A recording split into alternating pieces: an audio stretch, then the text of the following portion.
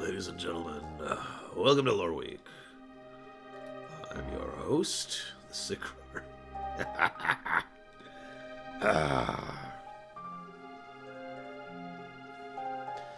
Hey, how you doing? I think it's obvious how I'm doing. So, hopefully I'll get better soon, because I have a trillion things of YouTube work to do, and believe it or not, it's kind of hard to do my job when I can't talk all that well. Hope everyone's having a good holiday season. Excuse me.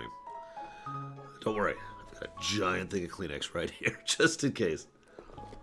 By just in case, I mean I'm going to be using that a lot. Oh my goodness. So, it's okay, we have a relatively brief lore week going on. Believe it or not, my voice is relatively fine. The main issue is my nose is completely clogged, and I need to hack up stuff fairly regularly. And I know what you're thinking. Well, who cares? I mean, I don't want to be in the middle of, and so, in this episode, this thing, hang on a second. And then, you know, before we get into any real news, let's get into some fake news. For those of you not aware, ZeniMax had a lawsuit with Facebook, which has been settled out of court. So we have no idea what happened. Can I just say, as much as I appreciate things... Okay, apparently I'm losing my voice a little bit now today. I was fine yesterday, I just heard. As much as I appreciate not, keeping things out of courts, it's a little frustrating when things are settled out of court, because we have no idea what that means. They're not required to release any of that information to the public, so... whatever. Speaking of which, ZeniMax and Warner Brothers have settled out of court. I thought I'd actually explain a couple of the statements, because someone brought this up. The exact thing is a paperless dismissal with prejudice. I just wanted to explain what that means very quick. Whoop. And what that means is apparently some fear. I mean, who knows? Thank you very, very much, Salok. Yes, I know I haven't updated the website lately. I have been absolutely smashed. No pun intended. Oh, God. Oh, thank you very, very much, Mandarton. As ever, I really do appreciate those Twitch shows. Especially now. There's going to be a financial bit, my financial news at the end of this stream. So if anybody cares, it's going to be there. I'm putting it back to the end of it. Hello, Junior. Oh, God. Oh, Jesus. Hang on. I just got to make sure I spell this right. Kanto. There we go. Thank you very, very much, Kanto. As ever, much appreciated. Thank you. God, apparently I am losing my voice. I could talk just fine yesterday. I'm out of Dayquil, too. First of all, thank you, Mandarton. Thank you, Volcanto. What would you like to put those towards? Second of all, I'm glad you enjoyed the Half-Life lore run, Junior 130890. I'm actually surprised. It's one of my worst lore runs in a long time, but I'm still glad at least someone appreciated it. Thank you.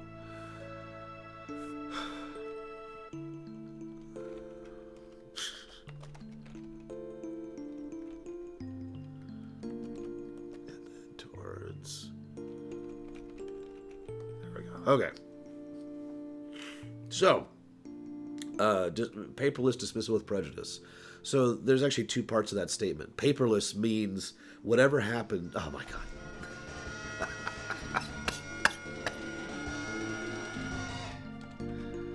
I'm just gonna stop for a bit.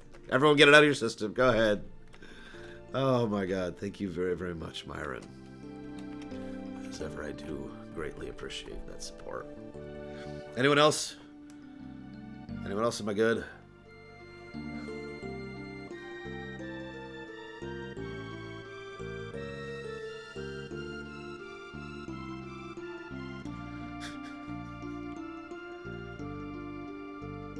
Paperless means that they are that what it is not a matter of record.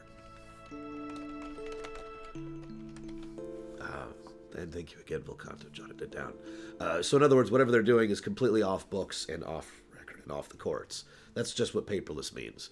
Dismissal with prejudice is something I've actually talked about before. That means we're getting rid of this case and you can never bring it back up. Now, there's ways to kind of finagle through that, but basically, if I sue Rax for having hair, because this is real life, and it is dismissed with prejudice, I no longer have the ability to legally go after Rax for having hair. Make sense? So that's what dismissal with prejudice means. It's usually done when either one side has such a horribly bad argument that it's an invalid, it's a purely spurious suit, or it's because one side or another has basically entered that they are willing to accept a prejudice dismissal as part of their own private plea, the paperless plea with whoever they're dealing with. So that's done. Heroes of the Storm is pulling back. Yay. Life sucks. Moving on.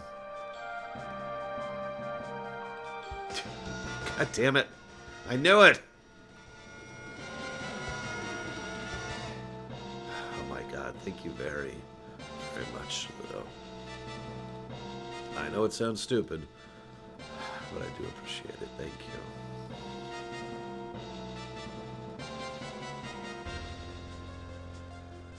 And I will jot that down right now. Yeah, Heroes of the Storm is definitely entering a decline period. There's no arguing that. The real question is, why? And if I could just stop to talk about that briefly, a lot of us can all pretty much agree with the fact that something's going on with Blizzard. The only question is what, exactly. And obviously no one can really agree on what it is, for obvious reasons. Oh my god.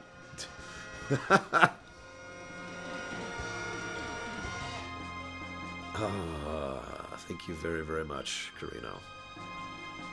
Much appreciated. Especially right now. As we'll talk about. What would you like to put that towards, Carino?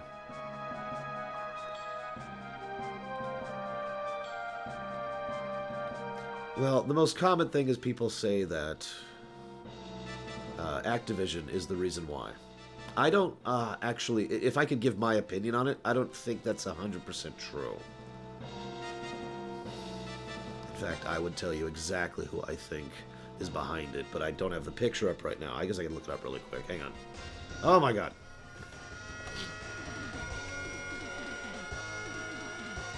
Who was that? It was Jimmy Bailey. Thank you very, very much, Jimmy Bailey. What would you like to put that towards? So, you want my honest to God opinion as to why Blizzard has been doing this lately? Who is making the cause? I'll go ahead and give you my opinion on that. Vanguard Group, BlackRock Incorporated, Capital World Investors, State Street Corp. That's who I think's doing it. Without hesitation. I would put that in extremely high certainty that is why Blizzard has been going in this direction for the last several years. As Huthor has pointed out several times, this is not really new, it's just a continuing degradation, you know what I mean? Bailey 14, Mario Odyssey, thank you, Jimmy Bailey. One moment.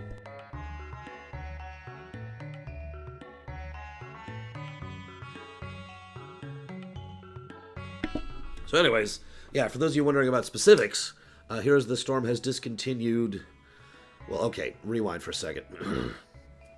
Here's the Storm is pushing developers to other cycles, other sets of Blizzard. We don't know what. Probably mobile related. And we also know that they have discontinued their support for basically the esports scene. Now, I point that out. Anybody who cares to look into it, there's actually extensive reports on exactly how much they have. Yes, that is correct, Gwahir. That is actually correct. One of those people has several of the people who have been part of the esports scene for Heroes of the Storms have explained and gone through exactly the whole process of how they've been, to put it as bluntly as possible, mistreated throughout the course of the Heroes of the Storm scene. It basically boils down to this. Hi, Chatterbox. The first year, everything was cool. Second year, they pulled back substantially and forced people to start paying for a lot of their own stuff, and just had generally worse support and were completely overshadowed. Third year, which is this year, they're all like, okay, listen, everything's going to be great. We're going to have you... Because the actual players and teams need to negotiate with sponsors. Now, they have to be able to negotiate with information. That makes sense, right? Knowing which events are going to happen at which times and which locations. They need to actually sit down and figure out, okay, we're going to sponsor you. We'll give you like this patch of our shirt. They need information to be able to judge all this. They had none because Blizzard was just saying, we'll have an announcement in a few weeks. We'll have an announcement in a few weeks. And the sponsors weren't saying anything. And then just this last week, they gave the news, hey, guess what? It's over. They're pulling support completely. A few people are out of jobs right now, basically. So that's always fun. Yeah.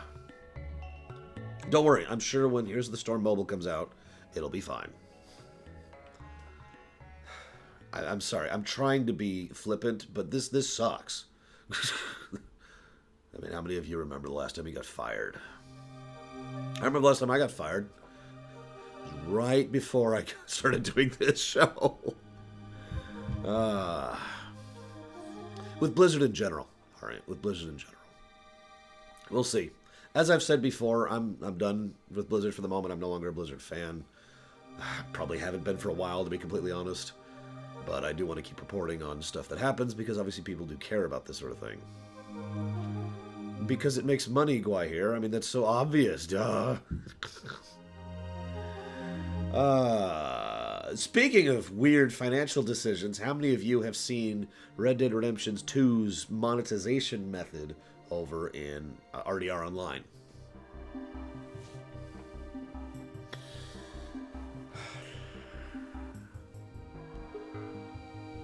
A little bit of both, Ventures. It's actually more complicated than just one side paying for it. There's usually multiple different avenues of people who all push money into making the event happen, and usually there's a lot of, advertising and sponsorship deals which go towards, trying to pull money back out of it. It's basically... Okay, so I talk a lot about accurate marketing and how people waste money on marketing. The way that most esports teams do sponsorship is actually pretty smart marketing, in my opinion, because it's marketing towards a specific audience, the people who are going to watch these things, and it's marketing towards stuff that audience is actually going to want. Mice, keyboards, monitors, graphics cards, chairs, stuff that makes sense. So... excuse me.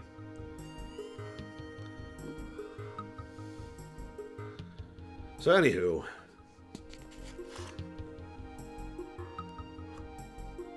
and I'm out of Dayquil.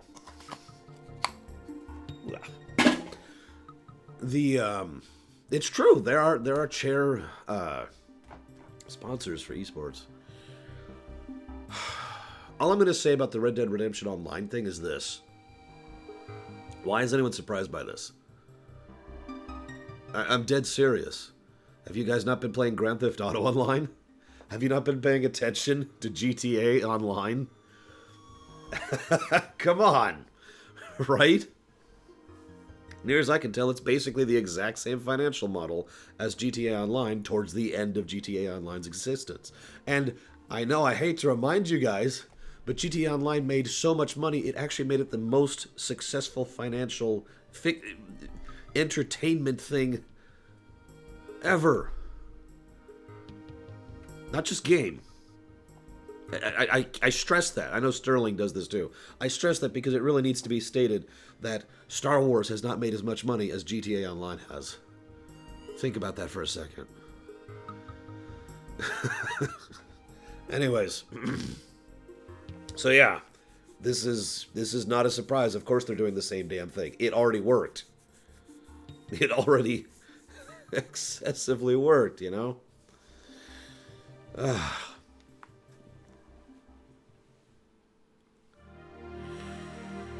Fair enough, Hazardous. Fair enough.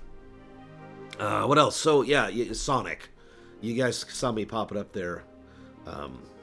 So we got these things. Hang on, let me get that so it's not covering chat. Let's kind of shuffle this over here. Kind of do this. There we go. So, hey, Sonic. You can't see me gesturing. What is life? What is this?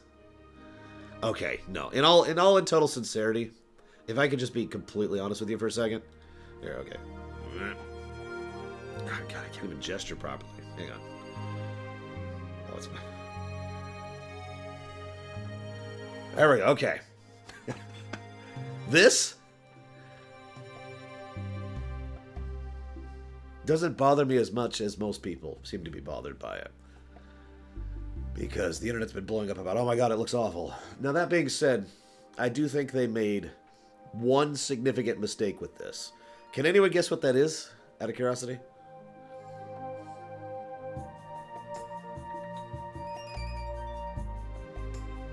Oh, this isn't even coming out until November. Next November. Legs? Nope. Face? Kinda, but no. Limbs? Nope. Lack of gloves? I did notice that.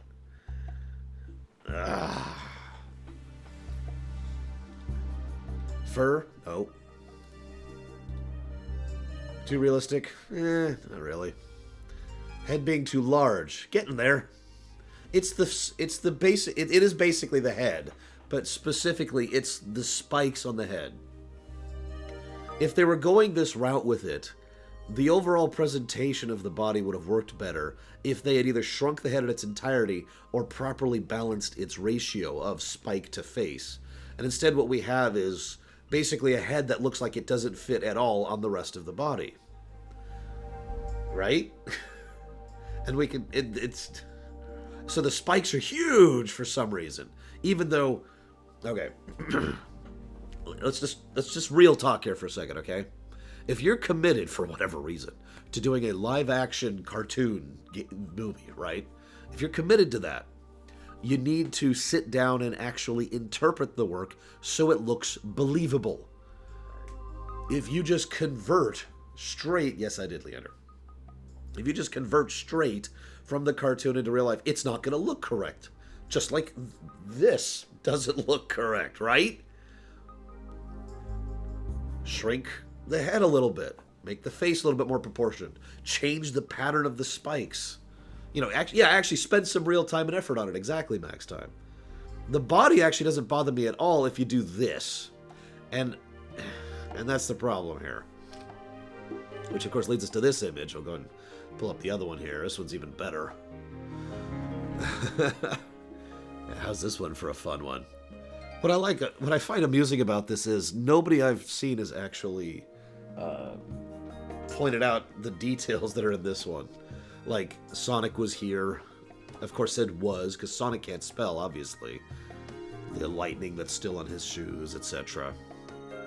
See, the problem here is this looks like a guy, a normal human being, who has particularly furry legs that happen to be blue. Yeah, the trail's there, too. The trail actually goes way past the bridge, too. You can see it in the background if you really zoom this in. But again, why do they want this guy to look like a human being? With human feet, too.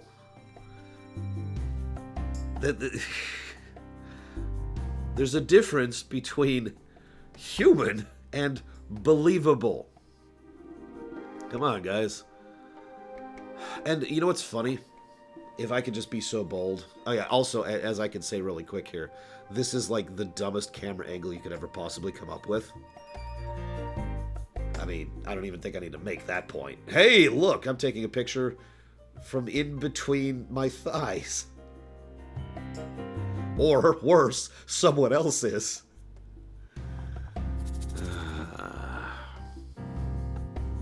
But yeah, I wanted to compare and contrast this because Detective Pikachu, I'm with that. Like, we already talked about that. I am legitimately with that. It looks surprisingly believable. Not realistic, but it can't. You cannot make a Pikachu look realistic. If you try, it's just going to look creepy and weird.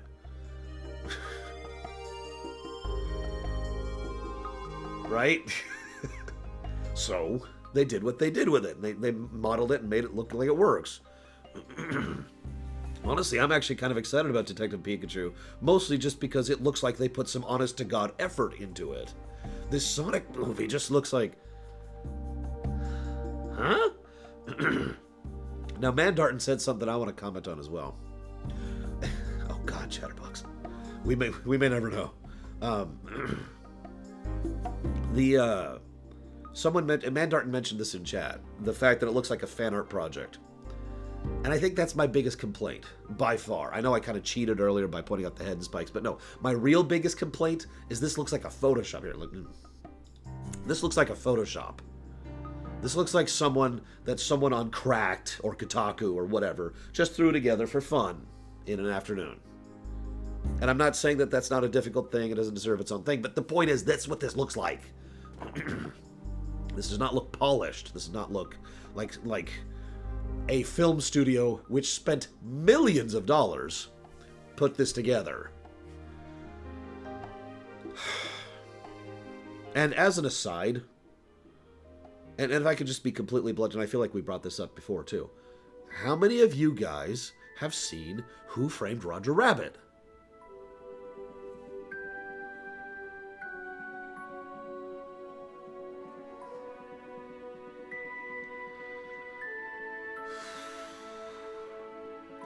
I'm just saying, there's nothing that's saying we can't do that kind of thing with a modern CGI thing instead of the old hand-drawn thing. We can make that work, right? I can't be the only one who thinks that. I cannot be the only one who thinks that. And for the record, yes, I do understand that is a difficult thing to do, that there's a lot of actual work that is involved in that kind of production. I have looked into the behind the scenes of Who Framed Roger Rabbit. I get it. I'm just saying, it can be done, and it does work. Proven. In my opinion, Who Framed Roger Rabbit has aged surprisingly well to this very day. I mean, you can see the seams in certain scenes. It's definitely visible. It's definitely visible, but it has aged surprisingly well for a film that came out like 30 years ago.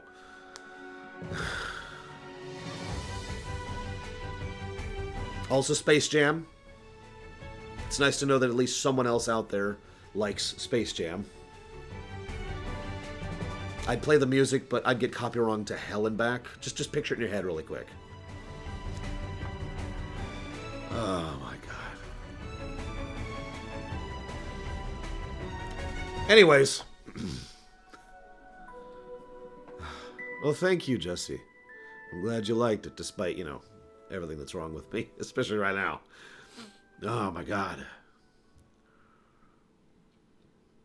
I have heard many disparaging comments about Space Jam, so... Alright. So I only have...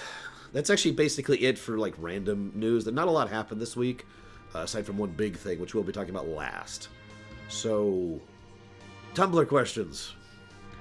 I've narrowed it down to 3 this week that are... Well, 2 of them are related to each other, I swear. I should get his timestamp. Hopefully this timestamp will actually be correct this time. I'm still trying to figure out what the hell's going on with that. So we'll just do this. A book accurate remake. No! No! Where's my... Here we go. Okay. Question number 1. You get to sit down and have dinner with one military leader from history. Who would you pick? Let's assume for a moment that they, magically are Q-snapped to be okay with modern era, modern technology. They can speak your language. They can understand you. They're not flipping out over the cell phone you have. It's just you sitting down and chatting with one leader from real-life military history. Who would you go with?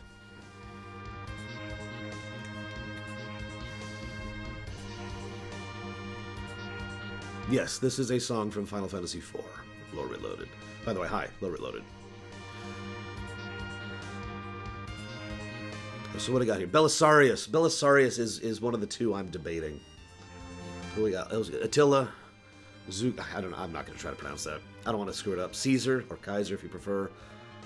Alexander the Great, Genghis Khan, Hannibal, Vlad the Destroyer, Sun Tzu, Zenu, Space Jam 2. Wait.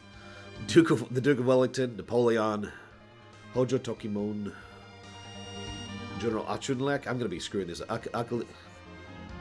Alcibiades. God, I think I'm pronouncing that right. Custer. Totoyomi Hideyoshi. That's a fun one.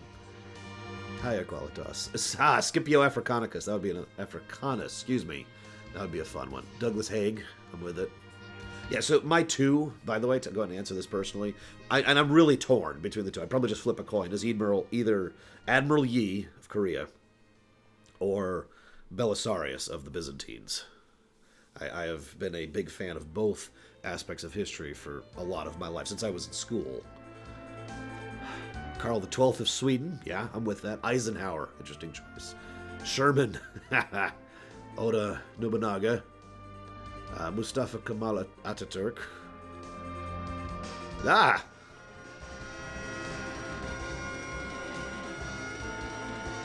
Fear. Oh, wrong page. Thank you very, very much, Orient. Welcome to the 1 Year Club.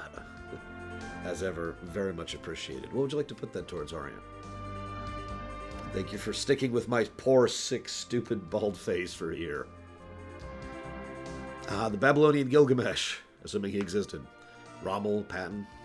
Am I still playing WoW? No, I technically still have a sub to WoW because it runs out in January, but I have unsubbed from WoW.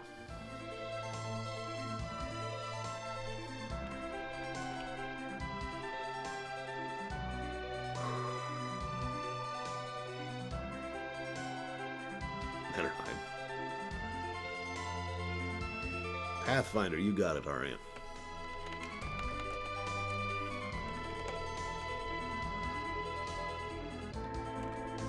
Brusilov. That would be a fun one. What would you talk about? Are you talking about Hannibal, Leander? But yeah, what would you guys talk about with these people?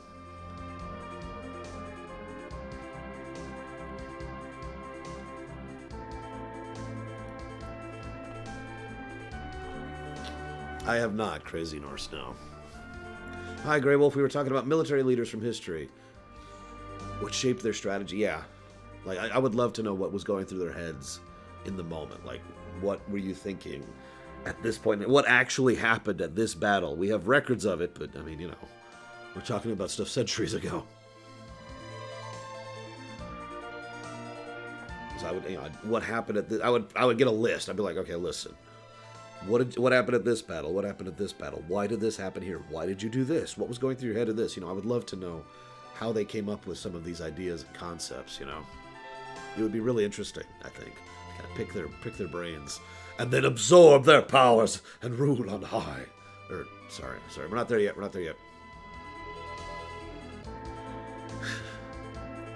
I mean, the hard truth is I've been studying military history since... Gosh. I had to have been 6 is the first time that I actually got interested in military history because my great-grandfather, I think I've told you guys the story, he was in the Pacific Theater in World War II. He was actually highly decorated because he was one of the only people on his PT boat who knew how to swim. And I know that sounds strange, but there you go. And so he actually was, when his boat went down in, I don't remember which battle, please forgive me, he had to go in and help rescue people. And he was telling me this story, and I found the whole thing fascinating. I'm sure a lot of you actually know what I'm talking about. It's one of those things where you're exposed to something, and it's like you're realizing how much interest you had in something you didn't know existed until that moment. Right? Like it was just, huh. And that just kind of kickstarted my interest in military history. And as I think I've told you guys many times, that half of my family has a long-standing military history. So, hi, Cord. Would I talk to them about non-military things? Jeez, I don't know. I'm not sure I would, honestly. Maybe a "what do you think of your legacy" kind of a question. Something like that. Philosophy? Yeah, I can see that, Elifius. Excuse me.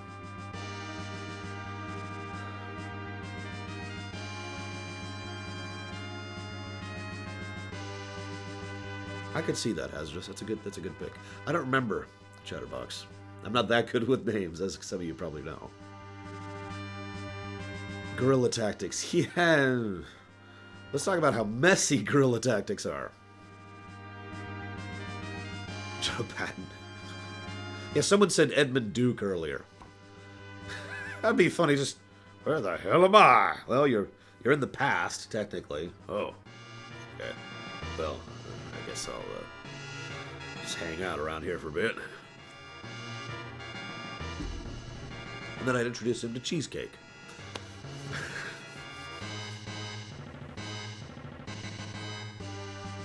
Save this really quick. Anyways, next question. So the next two questions are Star Wars related. They're both actually rotating around a similar theme. If I can find my list here. There we go. So I guess we could switch off the military music here. I'd switch to Star Wars music, but 100% of Star Wars music is copywronged. I hate that. I can't use Star Wars music on my show. It drives me batty. Although I can use Nintendo music now. I just realized I never actually brought that up on my Loreweek. For those of you not aware, Nintendo finally backed off of YouTube. I was getting barraged. Just absolutely onslaughted with emails over the weeks after they did that. We have removed this copy wrong. We have removed this copy wrong. We have removed this copy wrong. Just bam, bam, bam, bam, bam. Kingdom Hearts music, super copy wrongy. It's still one of the worst things. For those of you not aware, when we did that trailer analysis a week ago or 2 weeks ago, whenever it was, when I had it muted, that was still blocked in Japan for copy wrong. Just for having the visual of the trailer as we analyzed it. So yes, Kingdom Hearts continues to be the worst offender by far when it comes to copy wrong on my show. I mean, I love you, Kingdom Hearts, but god damn it, I want to punch your lawyers in the face. Anyways. Good morning, Bragwin. Whatever, Star Wars. Star Wars. Let's talk about Ahsoka. How many of you guys like Ahsoka? Honest question.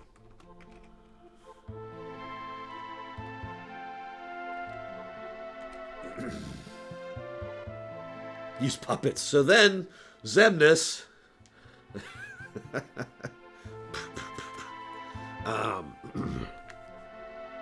If Ahsoka...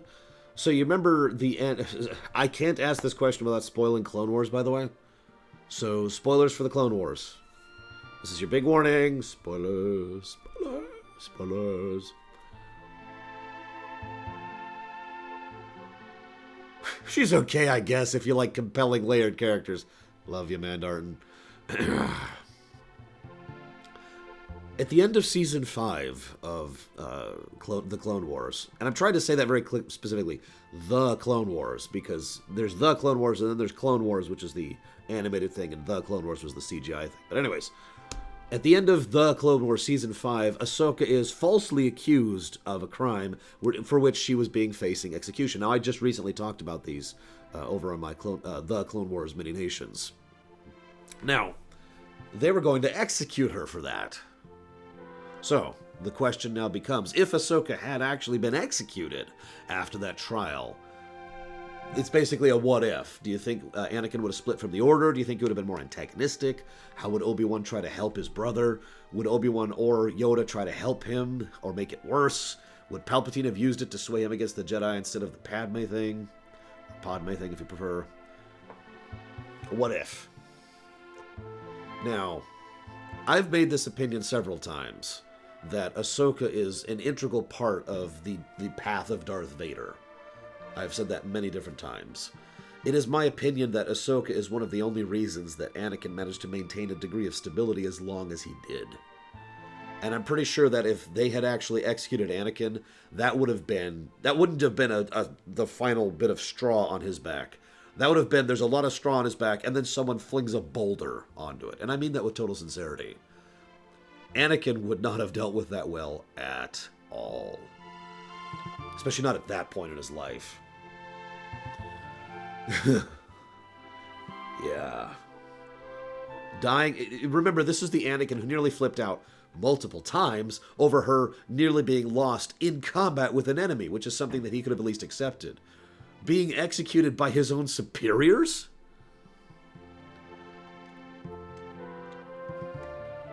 Now, the best part, I guarantee you what Palpatine would have done with this one. I guarantee you. I'm sorry, Anakin. I've tried very... You'll notice during the trial, Palpatine plays neutral. You noticed that, right? He plays like he's just uninvolved, and this is a military affair which he has no control over. Palpatine would have said, I'm so sorry, Anakin. I had no power over this. The tribunal was pushing for this, and they wanted to bring this down in public support, and I tried to get an executive order ending the execution, and they claimed it was lost in bureaucracy. Anakin, I'm so sorry. And he would have been kind and understanding and thoughtful. Because that is the one strength of Palpatine that differentiates him from basically every other darkseid user in history. He knows how to form an actual personal connection with someone. Doesn't usually bother, but he did with Anakin. And then Anakin, he would have basically used that, I am your only ally in this mess. You know what? It's the Jedi's fault. What? I'm sorry, I know I shouldn't speak. I shouldn't speak negatively about what's going on right now, but why would the Jedi ever actually kick out one of their own? Why would they ever denounce her? They could have protected her from the military tribunal. They could have taken care of her. Why? Why didn't they go ahead and give her succor, give her defense? This never should have happened. Just kind of shifting blame towards the Jedi. And the best part is it's a truth. I'm sorry. I'm obviously a big fan of Palpatine as a character. My favorite thing that he does is when he manipulates people with the truth. I guarantee you, he would point to the situation and say, the Jedi done screwed up. And he would be right because they did. I would say no, Harriet. I mean, I'm sorry. The Jedi really did screw this one up, regardless of everything.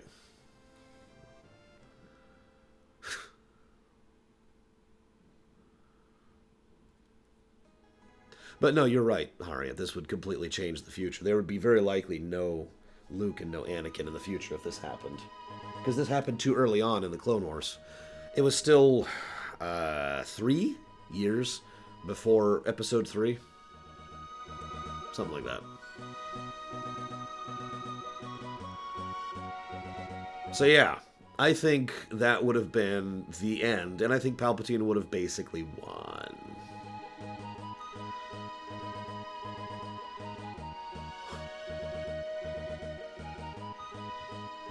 They didn't do anything, Gnarlex.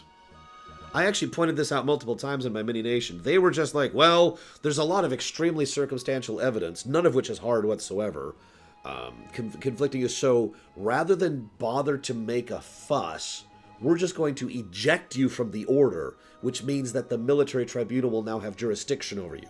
We are quite literally handing you over to the military to be tried in a military court.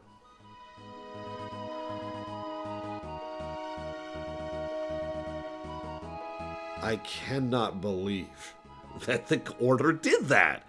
As I think I pointed out in my mini-nations, because I recorded those a while ago.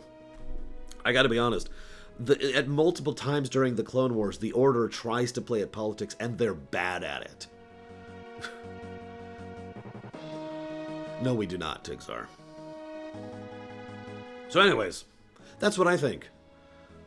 Darth Vader happens, the Jedi Order gets purged, Palpatine takes over. There's no Luke and Leia. The end. That's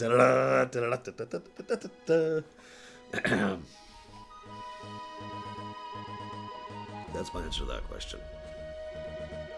I got another one for you. Another Star Wars question. timestamp here really quick. Alright. Now this is kind of a flip side of the previous question. Now we have argued to this very day about how the Mace Windu versus Palpatine fight would have gone without Anakin's intervention. In fact, we have argued to this day about how it was going, because it is such an interpretive fight. It is worth noting that even the creators of Star Wars disagree on how that fight was going, so there's no definitive answer there. But let's assume for a moment that in Revenge of the Sith, Windu is fighting Palpatine, Anakin shows up, Mace Windu and Anakin actually discuss things like reasonable human beings, and then Palpatine is killed. Now what?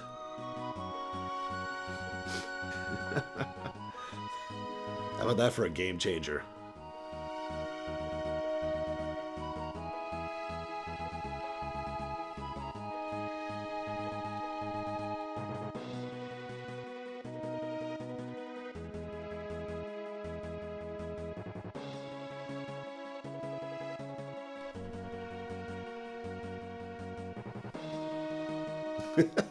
Roll credits.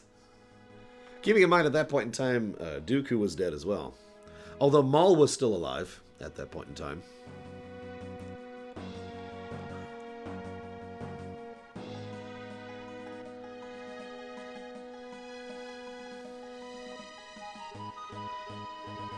Yeah, what's funny about that is that would be such a monumental game changer. It would be actually difficult to really gauge that. Palpatine, so okay, I speak positively about Palpatine many times, but Palpatine had one really, really big flaw. And his flaw was he tied everything into himself so that if he is removed, the entire system falls apart. This is actually what happened in the EU, if you remember. When Palpatine was removed from power, the reason the Empire lost to the rebels wasn't because the Empire couldn't beat the rebels. It's because so much of the infrastructure at every level was directly connected to Palpatine. He was the autocrat in every way. That was true even back in the Republic era. He was so directly in charge of so many aspects of the Republic and the Separatists. It was extremely centralized, exactly. So removing Palpatine, that's just... There's just suddenly a wave of who knows at that point, right? Think about that. I mean, the reason the war ended was because he ordered the Separatists to stand down and shut down the droids.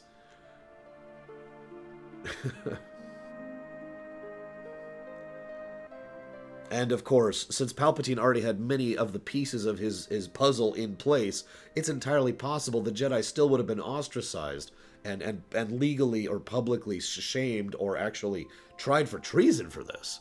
Because a lot of, let's call it what it is, Palpatine controllers, Palpatine supporters would have been like, the Jedi just assassinated the Supreme Chancellor and are trying to take direct control over while we segue into a government. Think about that. Think about how that's going to look. Yeah, no, I'll tell you exactly what happened. Civil War. I guarantee you that's what would happen. This would actually lead to the Republic fighting itself. And I don't mean the separatist crap. I mean Republic fighting Republic. Probably also fighting Republic. And maybe fighting Republic on the side. This would be a factional civil war of doom proportions. You think the Clone Wars were bad? The Clone Wars were guided. The Clone Wars were managed. This would just be chaos. Yeah, I honestly think this would lead to a form of a Dark Age. We know that happens regularly in Star Wars. You know, this is Star Wars history right here. Yes, Doom with demons.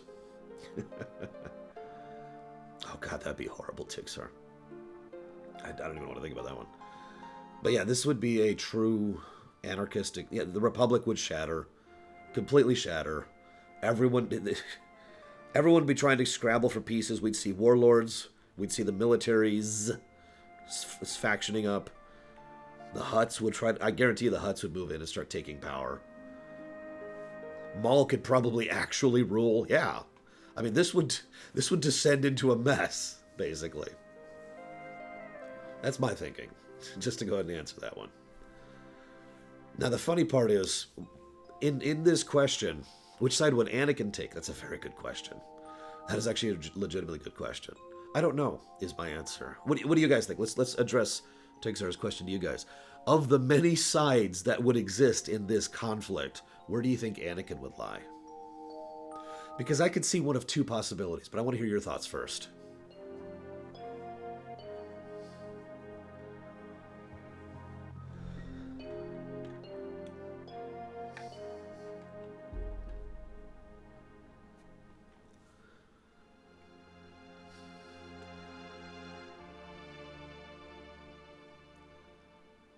I would like that too, Mike ABC. But then again, I like that down-to-earth thing. And I like showing that the Empire isn't pure evil, cackling Nazi baby killers, so... I'm seeing a lot of people saying both of the two ideas I had in one way or another in the chat here. So both my two ideas are mutually exclusive. But I like to... So, okay, let's put into perspective some of the truths that existed at that point in time, because that's towards the end of Revenge of the Sith, right? Padme, by that point in time, has reached the point where she understands just how messed up the Republic has become, right? It's understated, and frankly, it's one of the weaker parts of that era of Star Wars. But that is her character arc, coming to realize that democracy has failed, that the Republic is a rotten beast, and that everything she has tried to do to fix it has failed consistently. This is also true in the Clone Wars. Almost every episode Padme's in is about the Republic being messed up and her trying to do good despite it. Not because of it, not with its assistance, but against it. So my first thought is that Padme would just peace out. I'm done with this. I'm done with this mess. I'm out. And I gotta be honest, I could see her convincing Anakin to go with her. An Anakin that hasn't fully descended, an Anakin that hasn't crossed the line, would be sufficiently tempted to just go and be with his wife and just, I'm out. I'm not saying he would automatically do that, though. She would have a hell of a convincing job on her hands, but I do think that's possible. Now, actually, if you remember, the banks were being directly controlled by Palpatine at this particular point in history. Long live the banks! I love that line. And I'll talk about Obi-Wan in a second, although if you want to talk about Obi-Wan, go for it. The other possibility, I think, is exactly what a lot of you were saying, that Anakin would basically, without really meaning to, become his own dictatorship.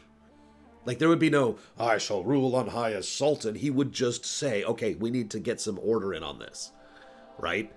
So he would take the clones who are loyal to him, and there are a lot of clones directly loyal to him, and he would take whatever Jedi would listen to him, whatever people in the actual chancellorship would listen to him, and he would say, we're going to make this right. We're going to go fight the bad guys, and it would escalate, and escalate, and escalate. Yeah, Lord Protector Skywalker, exactly. I really think that would lead to, well, basically him becoming another warlord of the warlords. Yeah, kind of like, honestly, yeah, a Revan situation kind of sounds about right. Now, I guarantee, yeah, absolutely Anakin would have a cult of, he would definitely have a cult of personality thing going on, even if he didn't seek it. Let's be honest, one of the key characteristics of Anakin Skywalker is that he is actually quite charismatic in his own way. There's a reason his clones are so loyal to him, right? And it's not just because they follow orders. I mean, the entire Krell arc was about that. What would Obi-Wan do? That's a very good question. What the hell would Obi-Wan do? That one I'm a lot more torn on, because he's a lot less predictable.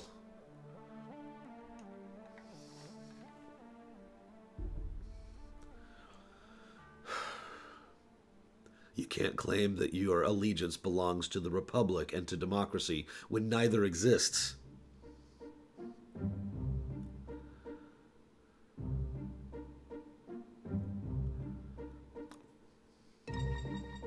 I think it would be mostly split sectors, but I think we would have absolute chaos in some regions, Hazardous.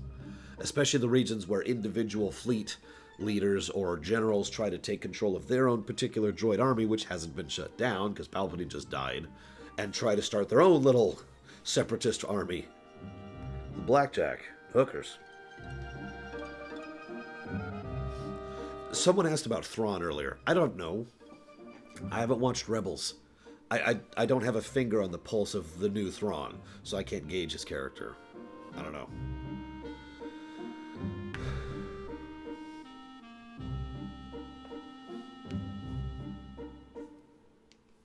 Sabak. No, not Sabak. I mean, this sounds like a great story idea, I agree. This is actually one of the reasons I actually legitimately like the Elseworlds concept, because some really cool stories can come out of Elseworlds. So what if the Jedi put a puppet leader in charge instead of taking direct control?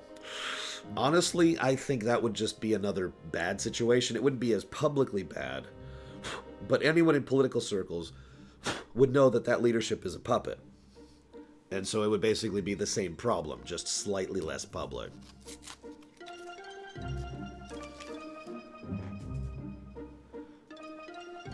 Honestly, I would be very curious to see a Thrawn basically signing up with Anakin's faction, if he did go that way. Especially if Anakin had, a decent chunk of the military directly reporting to him, and was actually trying to make things legitimately better, which I think Anakin would. Let's be honest, any Thrawn is interested in order. I don't know if Thrawn would try to usurp that faction from Anakin, or if he'd be smart enough not to try directly. Tarkin? Oh, I guarantee Tarkin would be a warlord. There are plenty of Tarkin supporters. There's a reason Tarkin skyrocketed through the ranks, and it's not just because of Palpatine. So I guarantee there would be a Tarkin faction. Mostly of non-clone military. And it would be the any means or any means justifies the ends kind of a thing. Or any ends, you know what I mean. Screw it, we're gonna do whatever's necessary. There we go.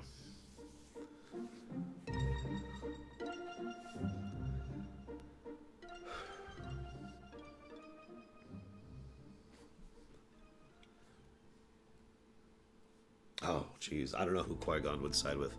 Or Qui-Gon? I never remember. The Mon Calamari? Honestly, I have a feeling they'd probably try to stay out of it. Lord knows they had some ties to the Republic. But I have a feeling they'd just be like... No. No. Does Tarkin still try to build the Death Star? I would say no. Tarkin is many, many things, but he's not stupid. He is someone who would look at that and say, that is something that would have been useful under the right circumstances, which are not these. The Hutts? Oh, I guarantee you the Hutts would make a huge power play right now. Absolutely huge. The Hutts have always been a force to be reckoned with.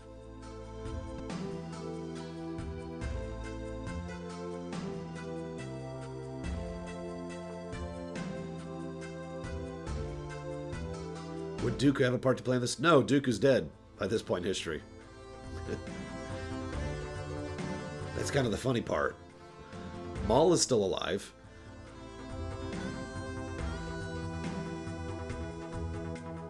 I remember that, Ventures. Yeah, I honestly think the Hutts would have a possibility of being the strongest overall faction in this scenario. Like, if I were to put it into numbers, I'd say Anakin's faction, especially if he had Thrawn's backing, would probably be the #1 faction in terms of overall capacity, and I'd probably put the Hutts at #2. Now that's, again, I don't know what's going on with the ascendancy in this canon, so I don't know how that works.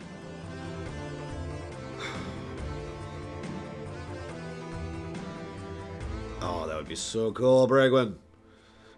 Hi, Pushit. Yeah, the Wookiees would act. Imagine a society in which the Wookiees are recruited into the into the Anakin forces.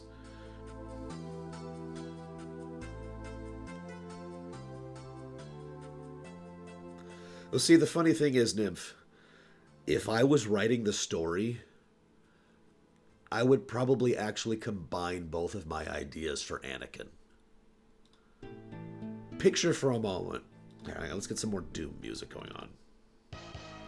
Picture for a moment, Anakin and Padme, they peace out to Naboo. Naboo just splits from the Republic, right? So they're not a part of anything. And Naboo is basically a paradise world, but there's still some problems with that, right? There's still some issues there, because Naboo is a trade hub. The reason they're able to have their idyllic lifestyle is because they are a regular medium of transit. And with this civil war of death going on, those trade routes are just going to slowly disintegrate, right? So life just kind of slowly gets worse on Naboo. And then something happens. One faction or another, doesn't matter who, one faction or another makes a play at trying to take Naboo. Padme dies. I don't need to continue at that point, do I? Because you know exactly what happened next. Well, I think the war would effectively have already ended, Tigzar. But I do think the Separatist leaders would try to take their own little piece of the pie, so to speak. Especially since the upper echelons of the Separatist leaders were goddamn morons. Just absolute idiots.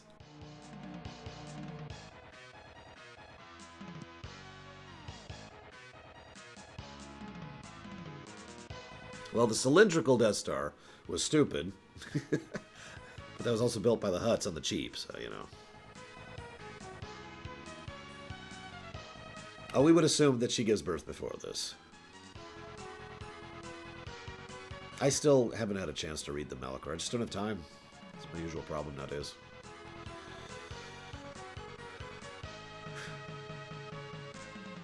Yeah, I'm not sure what would happen with Luke and Leia. I'm really not. Like, I'm really not. Anakin, I mean, you know he would try to do something. It's just a question of what. I think the presence of Luke and Leia would prevent Anakin from descending completely. Because that's just my take on the character. He is not defined by evil. He is defined by the dark side. And I'm sorry, I just don't agree with the idea that the dark side is evil. Only the Revan and evil Revan thing are novel. Would Anakin train in the Force? Absolutely he would. Assuming they showed Force sensitivity, which we know Luke and Leia both have. Ahsoka. I haven't watched Rebels. And I don't want to spoil too much of Rebels, but we do know that, you know, Ahsoka would be involved. Absolutely. I just don't know how. Actually, that's true. Alderaan would survive. Where the hell would Alderaan land in all of this? Here's an interesting thought. I like the idea of a Senate faction. Probably one that's not really actively, aggressively fighting others, but more trying to defend their own territory and more politically, economically bring people into the fold and establish mutual defense treaties, that kind of a thing. I could see an Alderaanian faction doing that. I could see that. By the way, hello, Mikami. Welcome to stream. We're talking about Star Wars right now, if you want to join us. Do I think Palpatine is evil? Of course I do. I just think he's smart. Snoke is absolutely evil and stupid.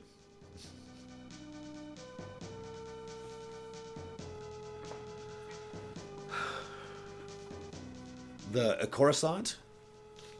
In my opinion, there's only two real possibilities with Coruscant. Either Coruscant is somehow solidly taken by a singular faction, which I gotta be honest, I think that's the less likely possibility, or Coruscant becomes a continuous battlefield for years between multiple factions. Zug Zug. Thank you, Rian Q. I love that animation, sorry.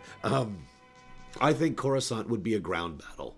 We always think of Star Wars in terms of space combat, but ground combat has always been a feature of Star Wars that it's just not as well presented, in the most part. Sometimes they do present that well. The Clone Wars does that, obviously. My point being, I think Coruscant would become one of the main battlefields, regardless of who owns the sector, regardless of who has the the control of the orbit, I think there would be people fighting on the ground more or less constantly in Coruscant. And I think that would basically wreck Coruscant to the point where it's even worse than it already is. Oh, hydration bot. It's working. Holy crap. What is the worth of it? Great question, Takoida. Takoida actually brings up something fascinating. I've talked about this before. There's two types of strategically important locations. There's a place that has resources or, position or something, something that makes it strategically important, right? And then there's places that are strategically important just because that's where people are, basically. In other words, there's nothing actually valuable about this particular pit of dung, but because people are here, because people care about this place, because there's such a focus on it, right? It becomes strategically important. Makes sense?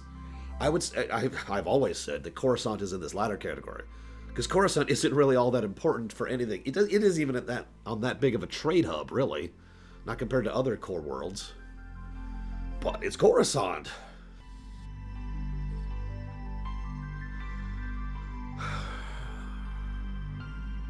That's a good question. Leander asks a very good question. So, that's true, Dakota. I didn't think about that. Leander brings up an idea. Yoda, not on my show, Crazy Norse. Yoda, we don't know, Mike Romano. The exact moment at which Yoda grew a brain, let's call it what it is debatable and depends on your interpretation of events. The way I've always seen it is Yoda's defeat at Palpatine's hands is what specifically pushed Yoda over into finally growing a brain. However, I recently watched the Clone Wars Season 6, and the final arc of the Clone Wars Season 6, spoilers, is about Yoda growing a brain. Now, it's in a very strange, weird, mystical kind of a way, but that is something that's presented there. It's entirely possible that Yoda, especially seeing how badly everything is falling apart, would have been capable of growing a brain, despite the fact that he never got the ever-living crap beaten out of him by Palpatine. Thank you, Dream Whisperer. I'm actually pretty pleased with that one. I put a lot of myself into that one. And so did Rex. Rex was very helpful with that one, too. So what do you guys think? Do you think Yoda would have grown a brain after the... I don't even know what to call it. The Galactic Dark Age. The Dark Times. The Dark Times. So, Cord says, which planets would be most important in terms of resources? Oh man, I don't know. That's a hard question. There's a lot of questions on that one. A lot of possibility. I don't know.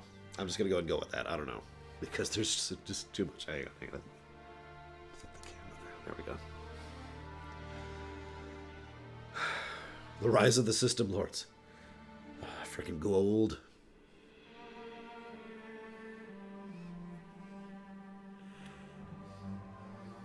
The what if is, what if Mace Windu killed Palpatine in their duel? I'm not sure, Mike ABC. Hi, Darth Trinius.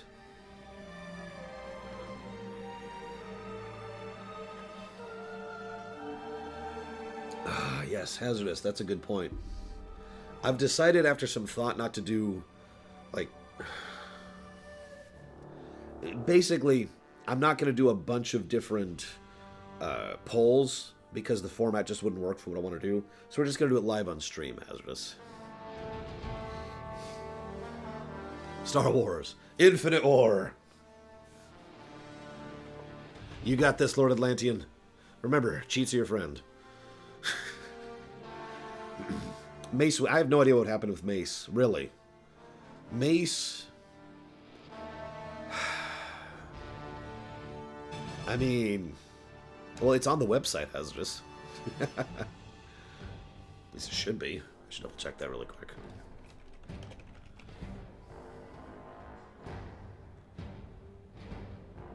Yep, it is on the website. Boop.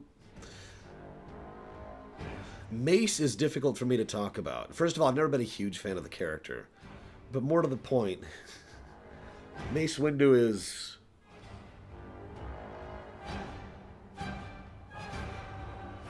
I mean, you will be nominating them, Hazardous. You will choose. That's the point.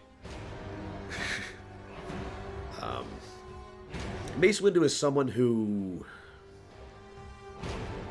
is kind of stupid. He's not actually an idiot, but he's really stubborn and stuck in his ways. And he obviously does care to try, but at the same time, I would call him one of the least good of the Jedi Order at that point in history. You know, compared to, you know, Kun or Fisto or Yoda or Obi-Wan. He's just a little bit too arrogant and a little bit too stuck in his ways. Now, it's not like he's evil. It's not like he's a bad guy.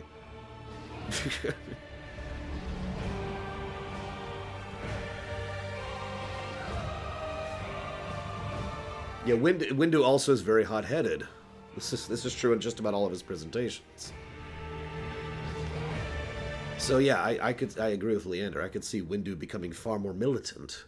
Basically saying, I mean, can't you just picture Samuel L. Jackson saying, it is our responsibility.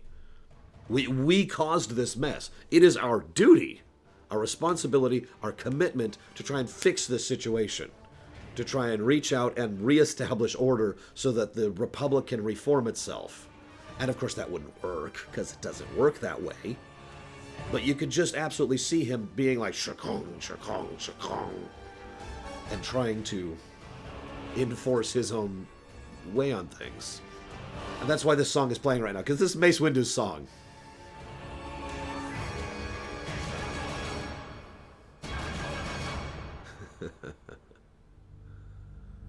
Honestly, Tigzer, they probably would, yeah.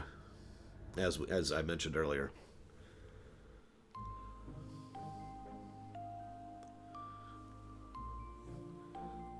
So.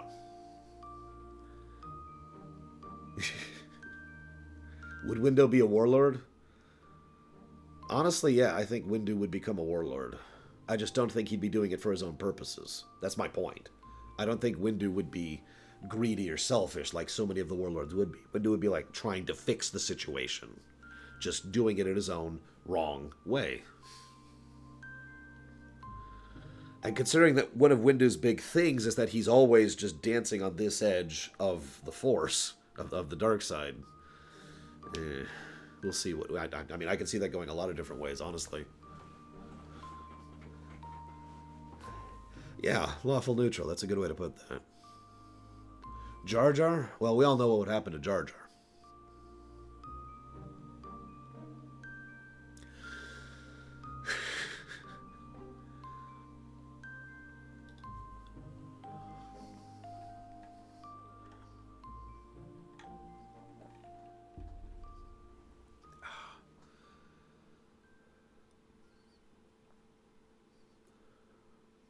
It's true, Magister. I'm sorry. Guys, could you all kill Magister for me really quick? Just stab him a few dozen times. That should be enough. Thanks.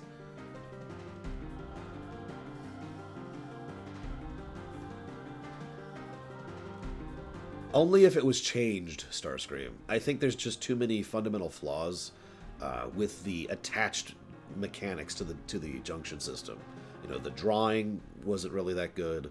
The stocks wasn't really that good, but I like the idea of junctioning in general. So I think that could work with a little bit more polish.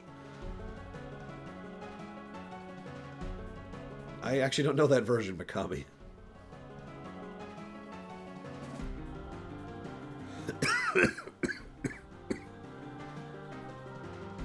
Hang on.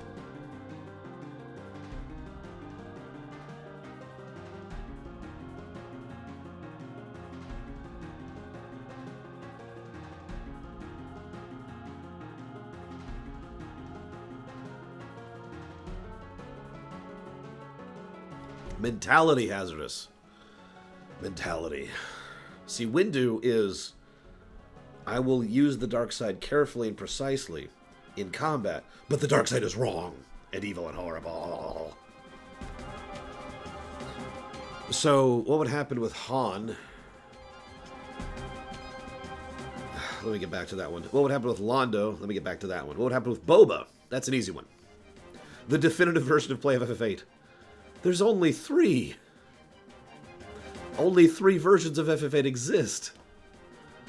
But I would say the definitive version is the original PlayStation version. The other versions require mods to be feasible.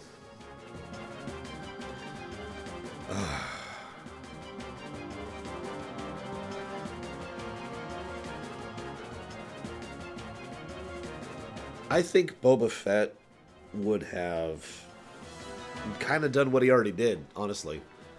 Make himself into being the best bounty hunter in the galaxy. I don't think there'd be any change in his story, really. In Londo, or Lando, if you prefer, that's a really tough one to guess, because his story, as of this point in history, he's still very young. So he would have been basically in his late teens when this mess was happening. So I'm not really sure what he would be doing or how that would change his story. Han is a little bit easier, because he would also be in his teens when this was happening. And he would already still be in Corellia, which was already a cesspit of doom. It's just he would try to get out and the Empire wouldn't exist. So he'd probably actually succeed at getting out. I don't know where Han would have gone after that point. Or Han, excuse me. That's the problem. It's blank sheet with regards to Han, as far as I'm concerned. He could have gone basically wherever. I could see that, Leander, if he managed to get the connections to do it. But, you know. I'm not sure, Starscream. I would say yes, if nothing else, because we know Django was specifically cultivating Boba Fett to be the perfect bounty hunter, to be true neutral, utterly ambivalent, utterly disconnected from politics or reality or morality. So. And yes, of course, Han is the best pilot in the galaxy for some reason. Other than Wedge, obviously. And Luke, and Vader. Anyways, point being.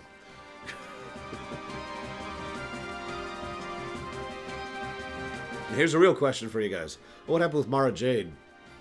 Who doesn't exist in the AU, but, you know, whatever. Yeah, fifth best. Galaxy High Nero says. I'm kidding. We know what would happen with Mara Jade. Nothing. She would basically never be a character. Because no Palpatine.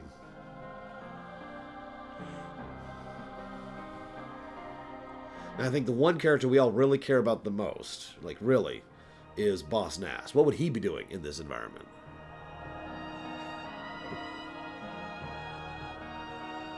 I'm kidding. I got nothing else. Let's talk about some real stuff for a second. Let's go ahead and do that. Get a timestamp. Wow, we talked about that for almost half an hour. Let's do it here. All right.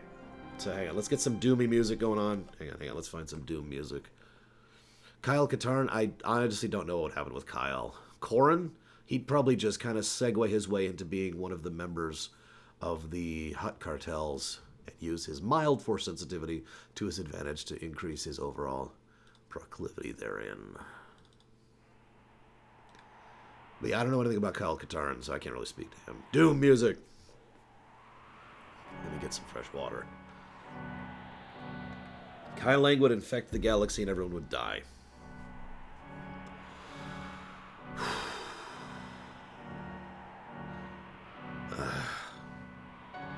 So, some of you may or may not be aware of this. I hope most of you aren't, if I'm being completely honest. But a gentleman known as Sargon of Akkad was recently banned off of Patreon. Now, normally I wouldn't even touch this kind of political stuff, because this is exactly the kind of topic that I want to have nothing to do with. Oh my god.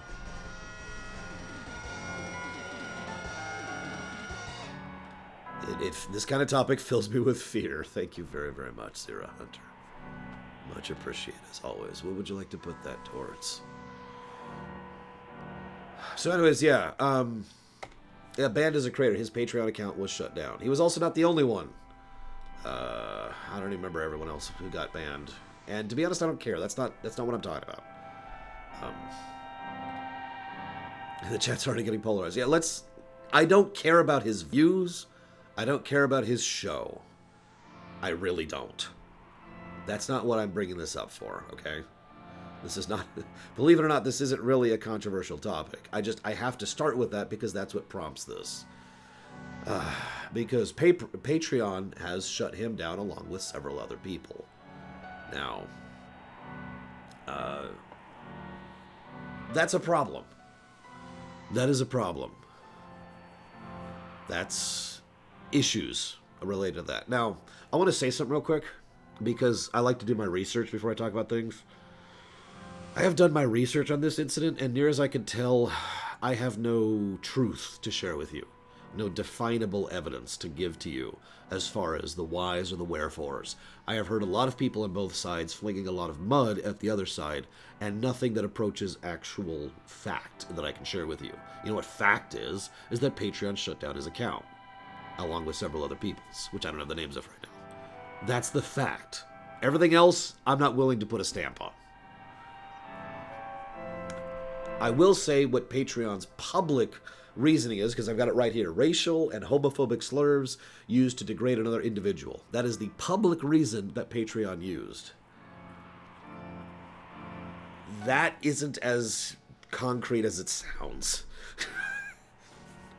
To be blunt. And that's all I'm willing to say on that. This is a mess. Like I said on my Twitter feed, this is just drama. And it is. I actually mentioned that earlier, Sirius Black, but I don't intend to do a major analysis, no. Now, the reason I bring this up, I actually meant to do this earlier, but I can also do it live right now. Hang on a second. Give me just one moment. Now, for those of you not aware, I use Patreon. In fact, Patreon is the overwhelming amount of my income. If I lost Patreon, I would still have other sources of income, but I would be so destitute that I would have to live on someone else's dime. I'd have to ask a friend or family member to take me in. That's how much I do not actually have any other sources of funding. I live and breathe off of Patreon. So obviously this matters to me. As an aside, while I was looking this up, did you guys know that Mr. of Akkad, or however the hell you're supposed to say his name, actually made $12,000 a month on Patreon? Now that is gross. He still has to pay taxes on that, just like I do. Okay, so nothing's changed. This, as a consequence of Patreon shutting down Mr. of Akkad, I have lost 4 patrons.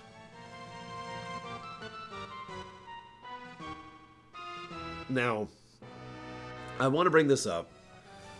That number has not increased for anybody who's been following this with me, because I lost those 4 patrons as of earlier this week. All of them have bowed out for the same reason. All of them are upset with Patreon, and thus have discontinued their support of me in order to protest Patreon. Okay. I'm with it. I understand that. I don't want to force anyone to support a company they don't agree with. I get that. I want to explain something to you guys really quick. Let's kind of drift out of the controversial zone for just a second and talk finances. Because there's a reason I use Patreon. It is without question the best possible way for me to do what I do. And I want to explain why. Reason number 1. Patreon is very quick and easy for someone to do. Someone in any country in the world, except China, can set up an account with Patreon, and they take credit cards, they take debit cards, they take bank accounts, and they take PayPal. All of those are very quick and easy things to do for them to set up and be like, bam. So, quick, easy. Now, that sounds like an insult, but I swear it's not. If you had, be honest for a second, if you had to jump through some hoops, if you had to really go around the ringer to be able to subscribe to me, would you? No judgment. No judgment. Now, I imagine some would, because some of you really support me and you guys are awesome. But I also imagine there are plenty of people who wouldn't.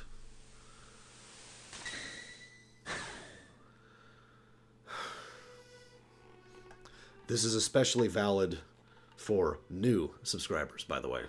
For someone who has just started this, you know.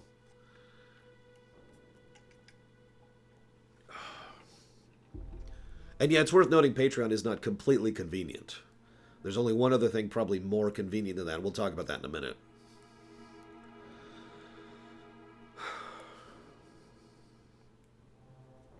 If they did this to me, I'd... Well, let's not say what I'd do. Also, I know what Subscribestar is. We'll talk about that in a minute. I'm not to that point yet. So, quick, easy. Now, it's not the easiest, as I just mentioned, but it is basically the quickest, easiest available thing. Next point. It's actually funny you say that, Peter, because I actually bring income from 3 separate sites right now. Option number 3, or reason number 3 why Patreon is the best thing. It has a lot of built-in features within the structure of Patreon that enable me to get feedback directly from patrons, to poll patrons directly, and to send out content directly to patrons. So that is something that actually is a very valuable thing to me. They've been slowly adding that over the years, and I still think, to be 100% blunt, that they could do better. But other than me being live, talking straight to you in chat, this is about as good as it gets as far as feedback. There's a reason the floodgates cycle thing has actually been reasonably successful the last couple of times. It's because I can do it straight through Patreon and contact the people I need to that way. Next point, and this is probably the most important one for reasons that I don't even think I need to explain. Anonymity. You could put Bob as your name in Patreon, and you know what I will see as my patron? Bob. I will not have your email. I will not have your personal information, your address, your legal name or whatever. I will have Bob, who has donated this much. It allows a degree of anonymity between you and me. This is something that most other financial models do not afford at all. And that's a good thing. And a lot of people value that for obvious reasons. Of course you get emails because Patreon has your email, but I don't. Make sense? There's a wall in between us. And that is a good thing. It does actually enable you guys to have an in-between there. I can check really quick, Angrad. Give me a second. Yeah, PayPal is almost a total dox. It gives all the personal information, and that's the problem. Yeah, I see you as Angrad right here. You actually did put in for the December thing.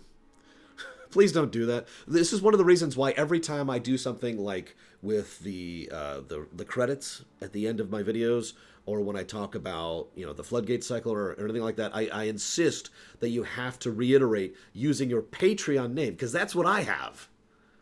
If you use, if Eingrad said, hey, I'd like to vote for this, and he listed his name as New York Peppermint Patties, I would have no idea who he is, because there's no connecting point between those two. So the anonymity is there. So these are the reasons why I go with Patreon. And will continue, by the way, to go through Patreon. I also want to make one other thing clear. There is actually one final reason I go with Patreon, and that's the fact that they charge 15% off the top. Now, that's basically as good as it gets. There is another option that's better than that, but I'll get to that in a second. Most other companies take a larger chunk. For example, for every single Twitch sub you guys put in, I get 50% of that, and Twitch gets the other 50%. It's one of the reasons why Twitch keeps doing things like, subscriber sales and whatnot, because they actually make a decent amount of money on a significant amount of subscriber sales. In fact, Twitch actually makes more money off of subscribers than they do off of adverts. It's one of the reasons they've been pushing in that direction for the last year. So I get 50% out of Twitch. I get 85% out of Patreon. Yeah, you see that number at the top of my thing, whatever it is right now. 2567. That gets shaved off, obviously. Now, there is one option that has a much smaller take, and that is PayPal. PayPal's tricky. See, PayPal takes 2.9% as well as 30 cents per transaction. So they take an extremely small amount of the cut. Now I know what you're thinking. How the hell can PayPal afford to take such a mild cut? Well, it's because they're a bank. No, really, PayPal is a bank in everything but name. They might actually be legally pushing to become a bank soon, because that would then lead to them having certain other legal obligations and benefits. But in every way that matters, PayPal is a bank, and a bank can just afford to effectively take a smaller cut because of the number of transactions they handle on a regular basis. Regardless of the amount of transaction, that is correct, Hazardous.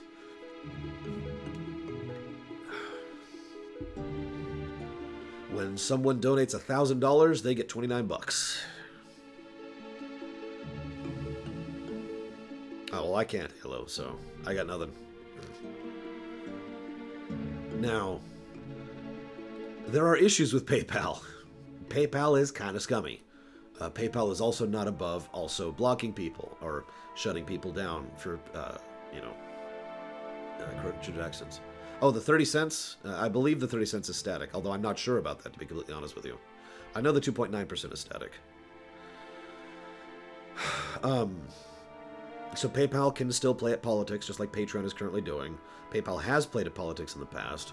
And, well, like Dakota said earlier, PayPal is basically doxing. If you want to send money to me through PayPal, then I get your email and your legal name and some information to be able to contact or find you. Now, that's obvious why that exists, because it's a bank, right? If you sent me a check, I would have a lot of personal info on you, because you sent me a check, right? That's just how that works. So, that's one of the reasons I've always been hesitant to do more through PayPal. In fact, right now, most of the PayPal stuff I do is actually through Streamlabs to add an additional layer of anonymity between me and you guys. That being said, if I wanted to, and I just want to be 100% honest with you, if I wanted to, I could go find a whole bunch of information about everyone who has donated through PayPal, through the Streamlabs button. I don't, because why the hell would I want that? But I do want to be 100% honest about that. Thank you, Melkor. Oh yeah, by the way, Twitch bits take about 30%. What would you like to put those towards, Melkor? I should say more accurately, Twitch bits charge 30%, but either way. Now, what was I saying? So PayPal, right? Yes, the bits are taken up front. That's why they say they charge. It costs you $1.30 to give me $1, basically. Now, there are other options. Okay, Melkor, thank you. There are other options when it comes to something like Patreon. What I am probably going to do is go ahead and set up multiple of these options if anybody else wants to prefer those over trying to support Patreon, because I'm not going to tell you not to go through Patreon. Duh, right? I mean, if you decide that you don't like Nike, I'm not going to force you to wear Nike shoes. I mean, duh, again, right? No, you cannot, Tigzar. That is super not happening. I am not giving out my bank account info, which would be required to make that happen. No. I mean, there's ways to regulate that, but all kinds of no. Well, ironically, I don't really have a better way. Here's the thing. There is this thing called, I've already forgotten the name of it, BitStar or whatever, or Supercharged Star or whatever. I'm not willing to jump on that boat yet. I want to do more research on that one. There's too many questions that are simply being unanswered there. It looks a little bit too much like, hey, the grass is greener. And in my experience, that's always a problem and not something that should be done. For record, I am absolutely not shutting down my Patreon account. That would be suicide. But, Subscribestar, that's it.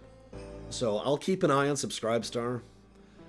I am thinking about something, and this is part of why I wanted to do this live on stream, because I want direct feedback, because this is the best part of feedback that I have. So please, please, please, please, please, if you care, please say something to me. I don't get feedback from you if you don't tell me anything. I'm thinking about setting up a PayPal subscription thing. Now, we just discussed the big negative of PayPal. It's super obvious, people come in and it's like, hey, but it is possible to set up a regular monthly subscription thing through PayPal. Now, the way that PayPal does that, there's a couple of issues in the way. Obviously, the anonymity thing I just mentioned. That's the first problem, and I just want to be upfront about that. The second problem is, I shouldn't say the second problem, but I would have to decide what time of the month that would bill on. Yeah, for example, Patreon bills on the 1st. So, you know, I'd have to figure out where that is. Second point is I can't set up a subscription fee like Patreon. What I mean by that is if you go to Patreon, you could say, I want to give you, here, this gentleman just decided to do this. Is $4.20, you know, right there. Or $20 or whatever, which is another one. Thank you again. If you happen to be live right now, thank you. You can, on Patreon, you can put however much you want onto the subscription fee. It is 1 and up, right? So on PayPal, I can't do that. I have to specifically set numbers for the subscription fees. So any amount that someone would want to donate per month, I have to manually go in and create a field for that number. So we'd have to figure out like a range or whatever of different amounts to make this feasible for a large number of people. That's arguably the biggest, I'd say the second biggest obstacle after the anonymity thing. Thoughts?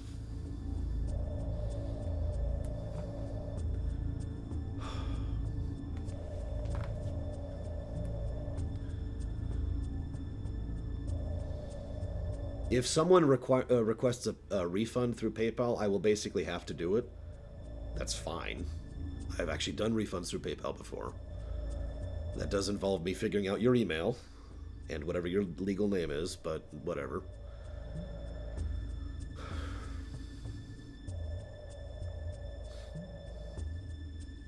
Of course, there's also always the option of just poking in and donating on PayPal once a month if you really wanted to do something like that. Are there alternatives to PayPal? Not really. Not feasibly.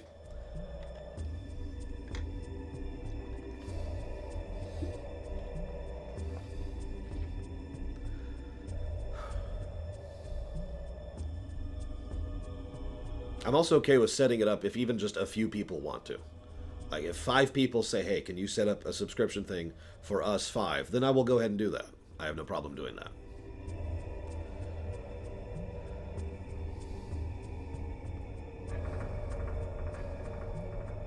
And again, to be 100% clear, I am not shutting down my Patreon. That would be literal suicide. As I feel like I've explained 3 times today, I am not shutting down my Patreon. If Patreon shuts down me, then I'm screwed.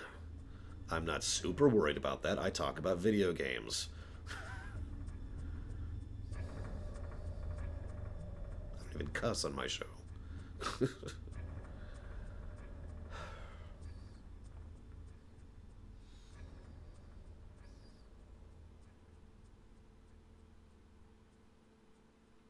So Tazara is mentioning something that I have considered and for various reasons will not be doing.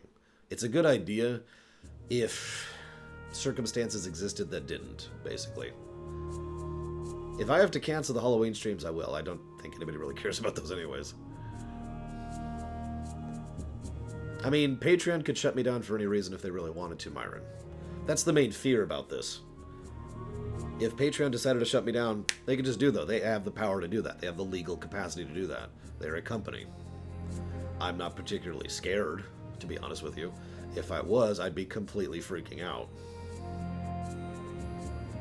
A Streamlabs subscribe? That's PayPal. That is PayPal. Just to make that 100% clear. I could do that.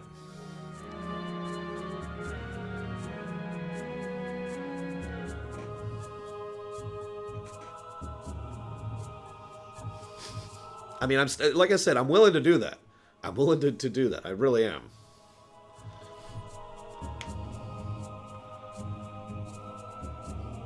Yes, I absolutely would, Tigzar. Absolutely. I like that show. I knew it, Harriet. You were working with Comcast all along.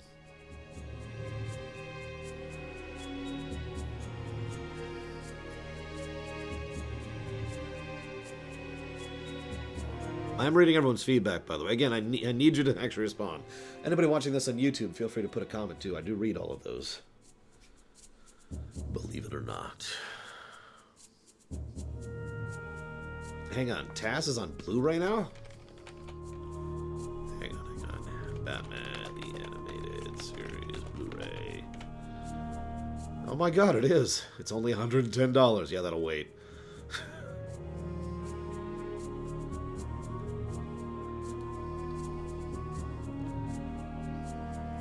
probably just buy it on Amazon like I do everything else.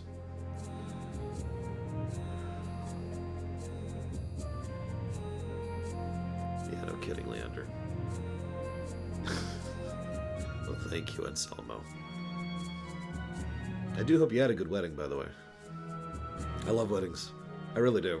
I've been to like 8, I think, at this point. 7 or 8. Quite a few.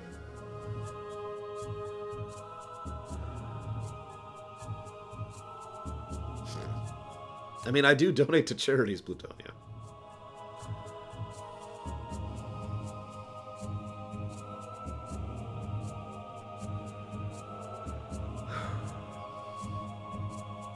I don't have anything else to add. I'm done for the day. I suppose I could tell you something totally unrelated if you want to hear something totally unrelated. If I can reach it. Oh my goodness, there it is. No, there is not, Sour Cookie.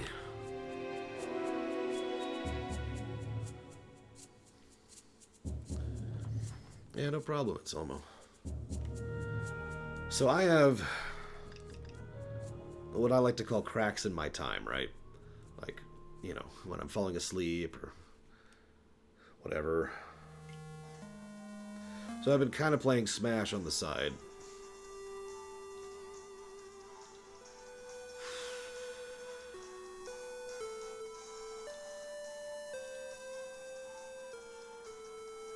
Yes, I have, Alex. So, for those of you wondering, why are you playing Smash? That's so weird. Yes, I am, Cool Walker. It's on the website, even. Here, let's do this proper, like, shall we? Hang on a second.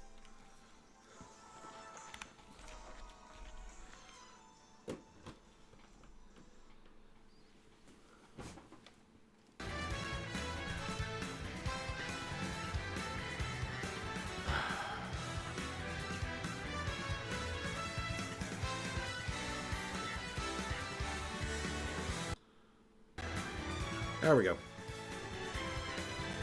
So, and hey, I can stream this without fear now. Whoops. Where's my webcam? There it is. I'm here. There we go.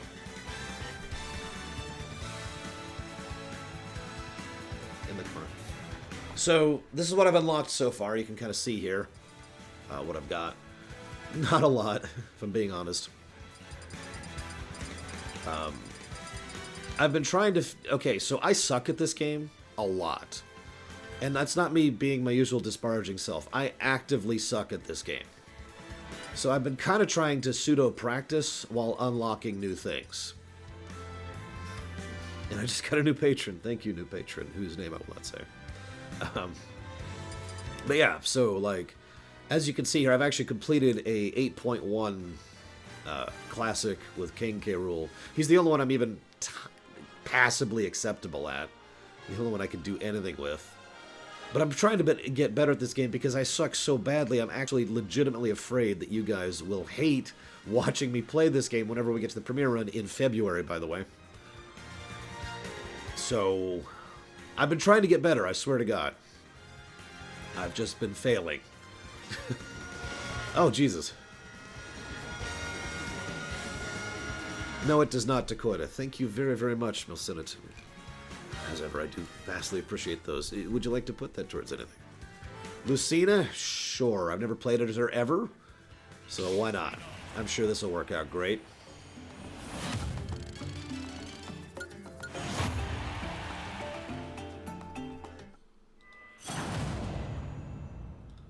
Ready? Go!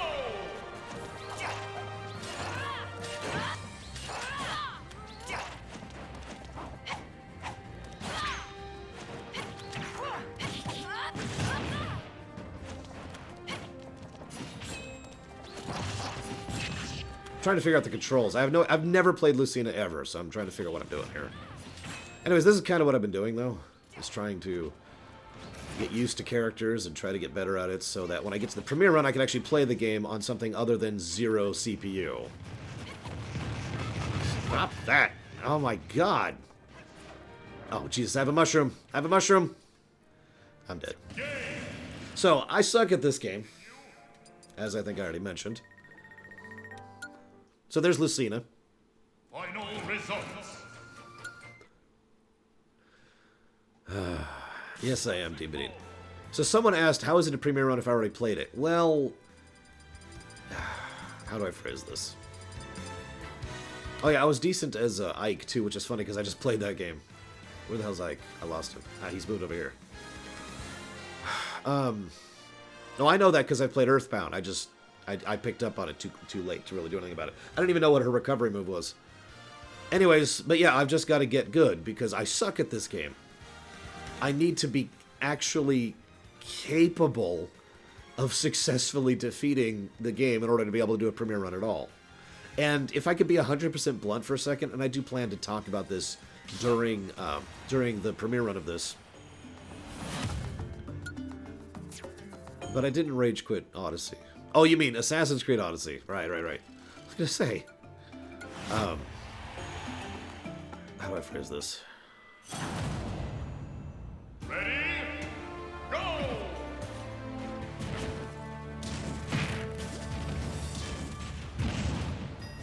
Just use no clip. Yeah, no cheats.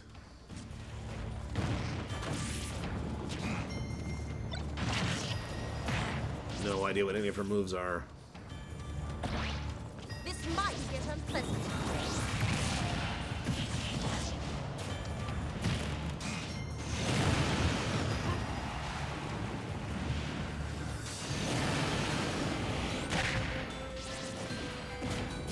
No idea what her moves are. Holy crap. Pax said I should play as Samus too. Yes, this game doesn't story mode. Oh, anyways, yeah, so I'm trying to practice. Okay. That's where I was. I suck at this game. I have always sucked at the Smash games. I've also never really liked them. That was not a nice play. That was crap. Anyways, I've always sucked at these kind of games. And I can explain why. At least in my opinion.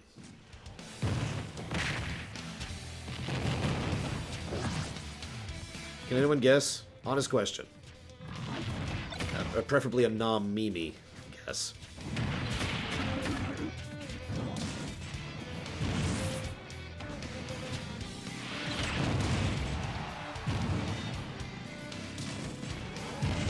I mean, I like fighting games in general. Controls? No, controls are fine.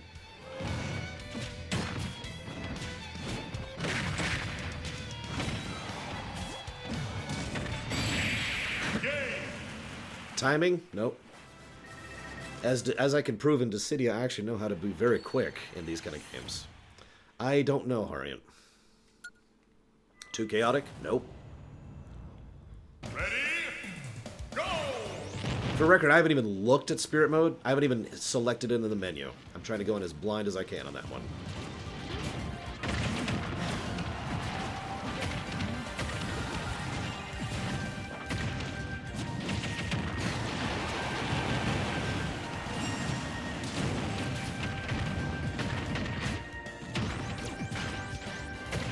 God, she's slow. I guess that makes sense. Samus suit and all that. Hi, Kraid. What is my goal here? Oh, I'm just timing it out, I guess. Sure. Oh god, who's that?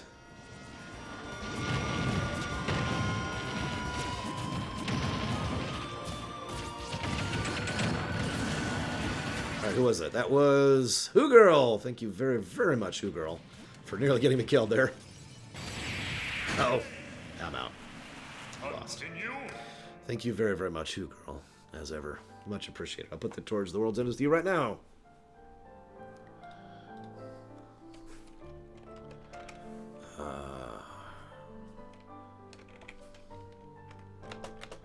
It is on the list, Mikami.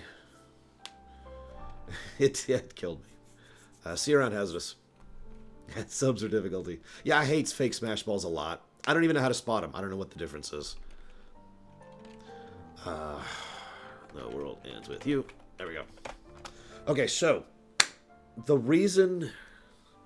No, I have to get better, Cool Walker. I can't get better if I don't try on actual difficulty. Final results. Classic mode.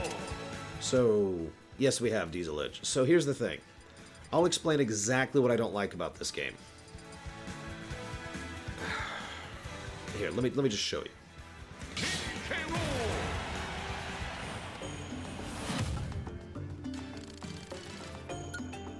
Yeah, that's exactly what I need, Dean Badine, is to lose consistently without any possibility of getting better. Ready? You know what I don't like about Smash? Game. That. Continue. I have never liked the system of Smash. The fact that you need to be knocked off the border, and that basically 100% of the maps have, you know, just platforming where you could just fall over and fall into your death. I have never liked that since the original Smash. And I never will.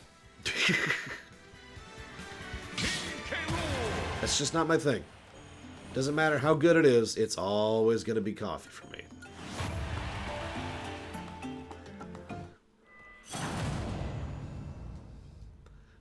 I actually honestly think I would like this game a lot more if the instant pits were gone, and this was just a health game, like, you know, another fighting game. I know, that wouldn't be Smash at that point. I get it, but that is my opinion. And that's why I don't like it. Never have. Oops, wrong button. Now, am I not good at platformers? Let me pull up my gold, my multiple golds on Mega Man. Yeah, it's funny. Some of the stages are really threadbare, and then some of them are actually really awesome. It's just very variable.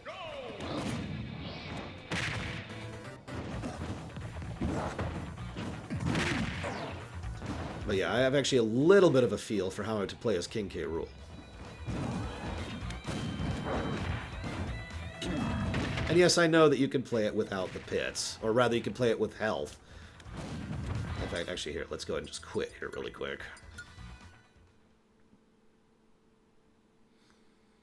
Classic mode.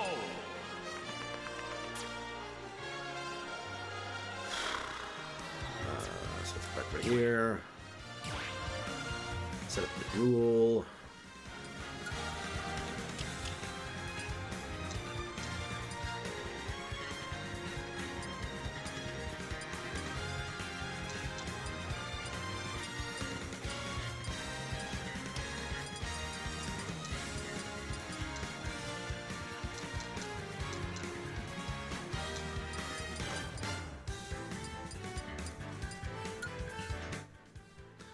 I don't know, let's call this HP mode, shall we?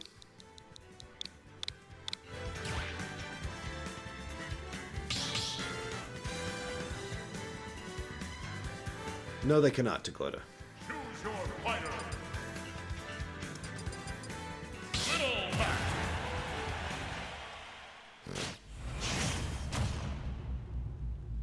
Hi, Johnny Johnny. 3, 2, 1, go! So this is HP mode. Now, can you guess the problem with HP mode immediately?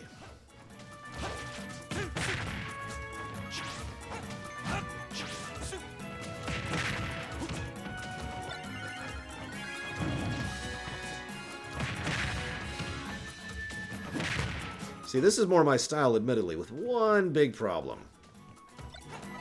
Game. You see my point? It's game over for you.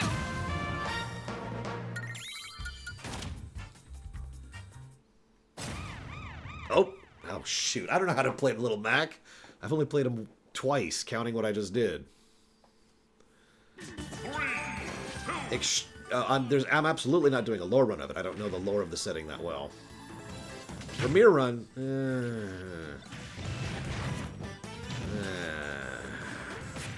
So in the interest of total honesty, I should mention that I recently removed my ban on Atlas games.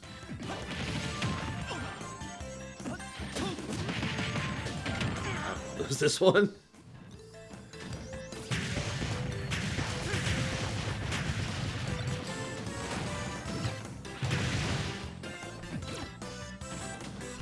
no idea, and I'm doing a challenge match. These matches are fun, by the way. Nope.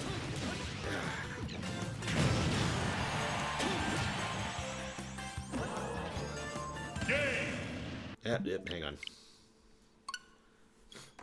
What happened? Honestly, I was talking about the whole Patreon thing. And someone said something, and they didn't mean it related to Atlas at all. And they didn't even direct the comment at me, but it made me think. They said it's easy to take a stand when you have no stake in it. To say to take a moral stance when it doesn't really affect you. And yeah, it's a valid statement.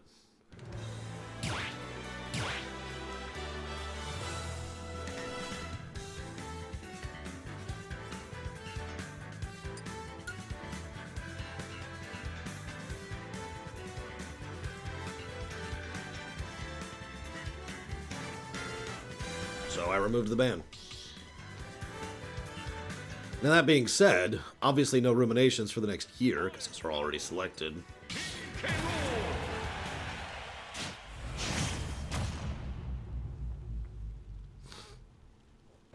Three, two, one, go!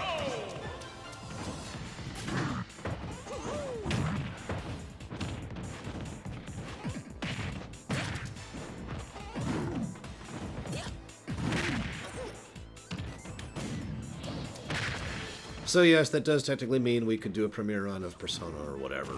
I'd still rather not, if I'm being honest with you. But it is now available. So this is a new feature, at least it's new to me. I don't know if this is in the Wii U version, but I actually really like this feature. Speaking of which, this is one of the extremely rare maps with no death pits. Also happens to be one of my favorite maps.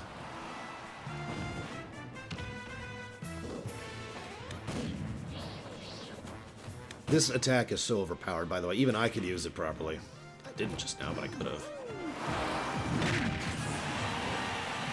5, 4, 3, 2, No. time!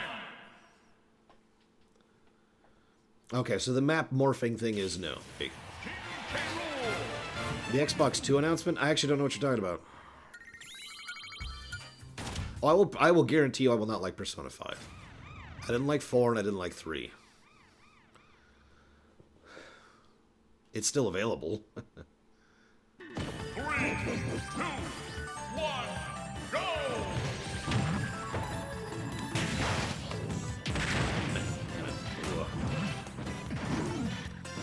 The biggest problem I have by far as far as controller, as far as me sucking, let's just put it what it is getting it to turn around quickly enough, because a lot of King K. Rool's moves, which is the only guy I even know at all as far as playstyle, involve him having to specifically do a tap attack rather than a hold attack or a dodge attack. Whatever the proper terms are, I don't actually know what the terms are.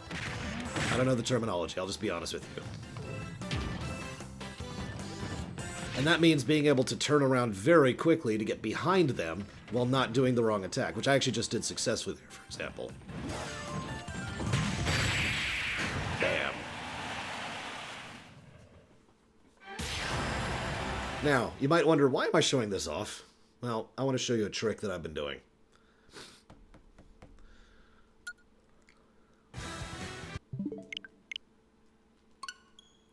Hi, Javan. It is good to see you. So there's an... I'm guessing that's a Shin Megami Tensei 5. By technical definition, it would be allowed for a premiere run if you guys funded for it. It is worth noting that I am not taking new premiere runs yet. We are so absolutely monumentally behind on lore runs and premiere runs. I am not taking new suggestions right now. We have literally months of streaming to do, which isn't even starting until January. So just making that really clear. However, it is technically allowed.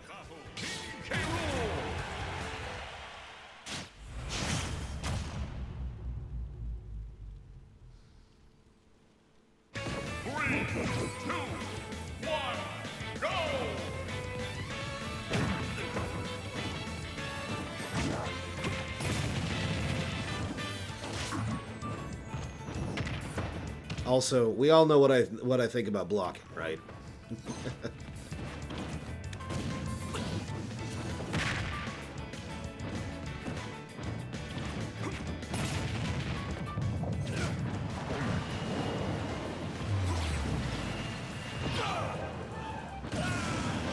it.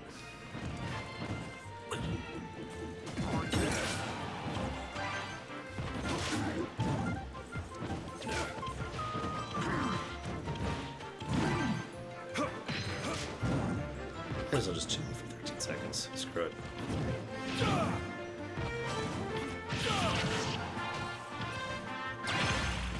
Five, four, three, two, one. Time. Yes, it is Octavian. King K. Rool wins. So who do we get next? Fuck. Okay.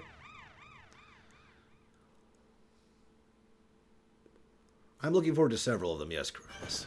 3, 2. In the interest of 100% honesty, I should mention that I actually have played a little bit. Oops, hit the wrong button. Of 2 Point Hospital, like literally just a few minutes of it, because I was playing it with my niece. God damn it.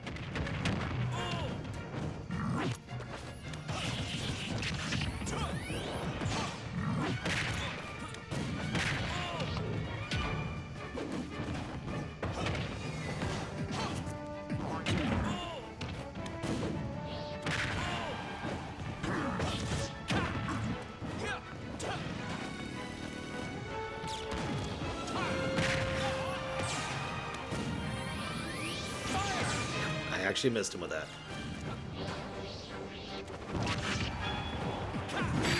There we go. So this is how you unlock people if you want to just absolutely mash through it. Which is a lot of what I've been doing in my spare time, by the way. In case you're completely missing it, as soon as you unlock, before you do anything else, quit to desktop, basically. Start over. And do it over and over and over. Now the thing is, the way this works is as soon as you basically have the flag for you have a challenger fight, the next fight will always be a challenger fight, as long as you do this reset over and over and over. That's what triggers it. I don't see why not, Taquita. That's why I have this rule set set up. This rule set is specifically set up for doing this. 1 minute time match, just over and over and over. That's funny. Snore done. And I've been playing as the only character I'm actually worth a damn at. Well, if you don't reset, then you have to do something else to unlock. And we're not even 100% sure what those requirements are right now.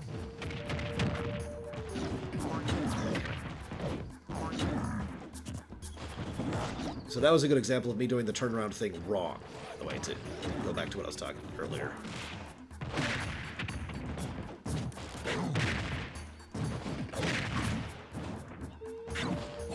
You can do one-stock battles, that is true. I suppose I could reset the rule set now that I have the cycle. Oh my god, it's En's castle! Damn it.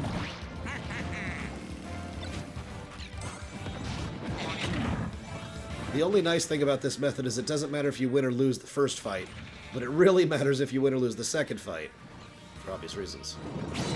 Also, wah! 5, 4, 3, 2, 1.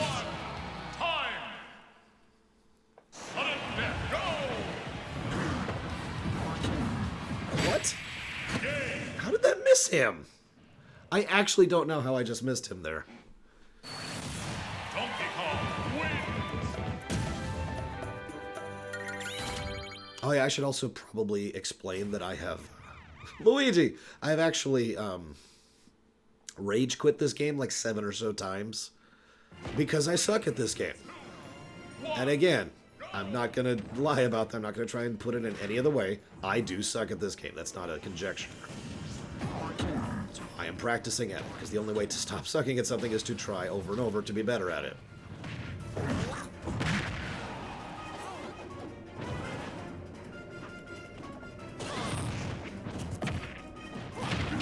Ah!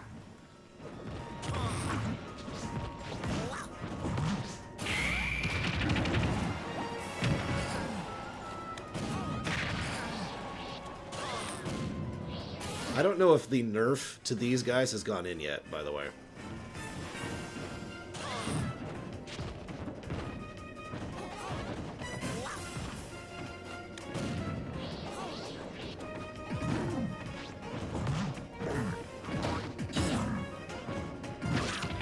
I beg to differ, Cloud of the Stars, considering how often I've been losing this freaking game.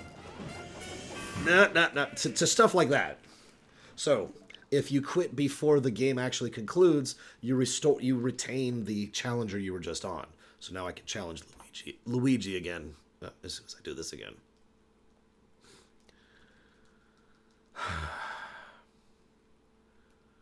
So I should probably drink.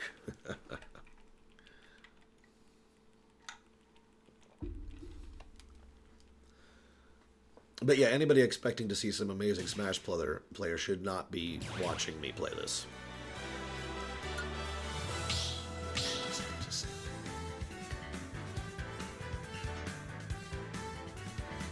No, I am not, Harriet.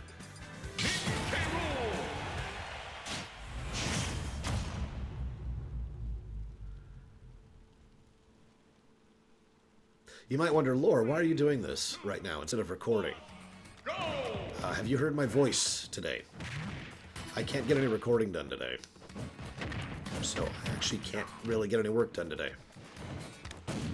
I mean, I could just stop streaming, if that's your preference.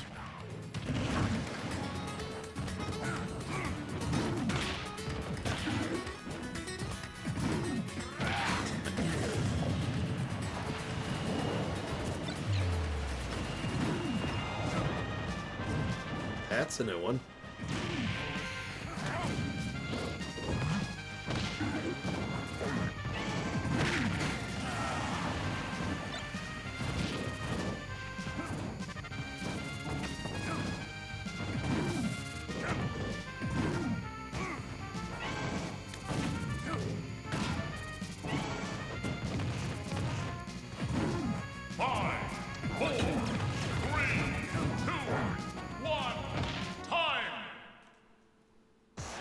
Yeah, Stage Morph is great. Oh yeah, by the way, I should show this off. Not. In sudden death, the edge where you get knocked out slowly shrinks over time. No, I have not, Little Billy. What is it?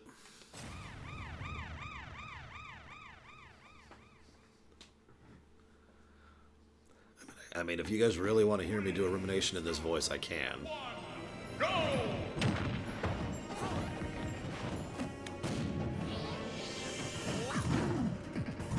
No, that. Oh, God damn it, Gabe.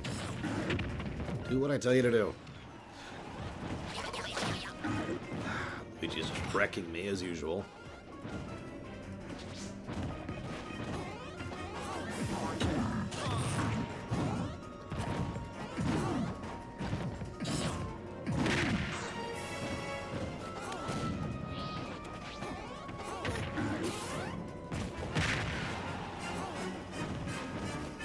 I mean, Luigi is awesome. We all know this. The sick runner videos. Of course I do, but this way is easier as ice because this way retains the streak. The exploit, to put it simply.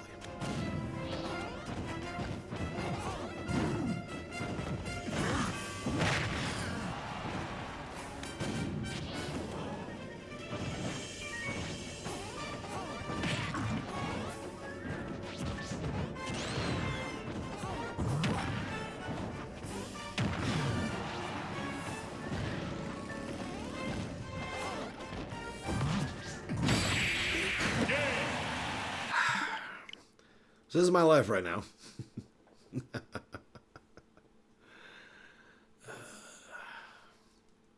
I mean, I could just reestablish the streak, but I don't feel like it.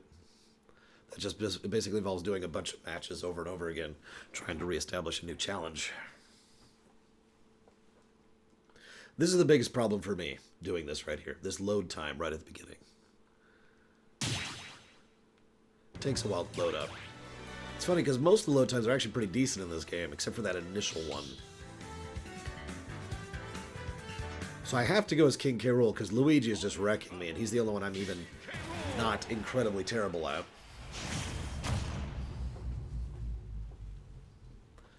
And today, so what is my next episode? 3, 2, 1, go!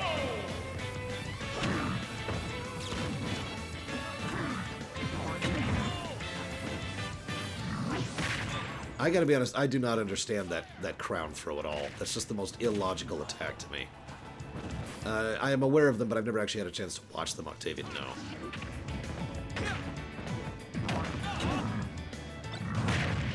What is with the crown throw?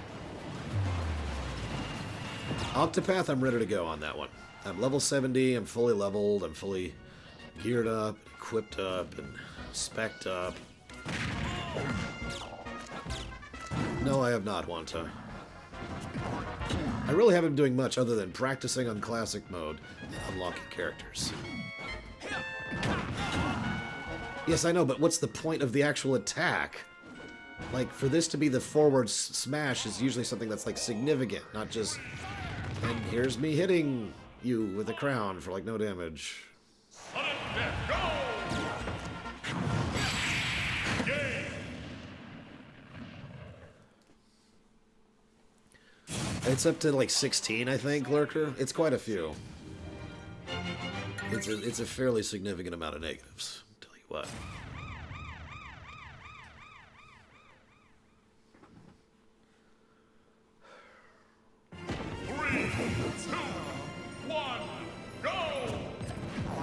What? Why did I turn around? Oh my god, I am so crap at this game.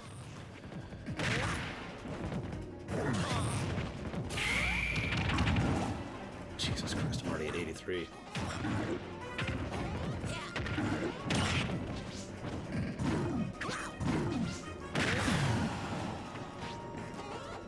that 192. Oh, Jesus. And I'm gone. Nope. So anyways, as I said, I suck at this game. I have no idea how they select who goes into a Smash fight. I really don't.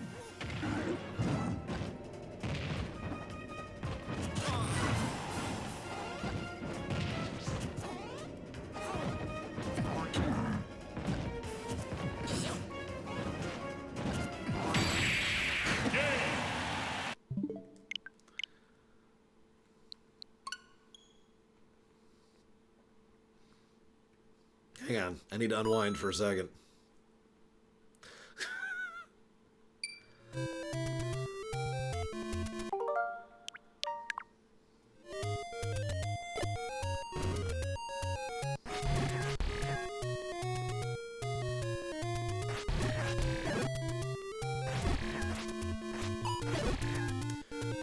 But yeah, like I said, I just don't enjoy Smash. I am trying to practice at it because I want to do as good of a stream as I possibly can for you guys. But I'll probably never play it again once I'm done with it. The only Smash I ever liked was Brawl, and even that was just because of Subspace Emissary, which was awesome.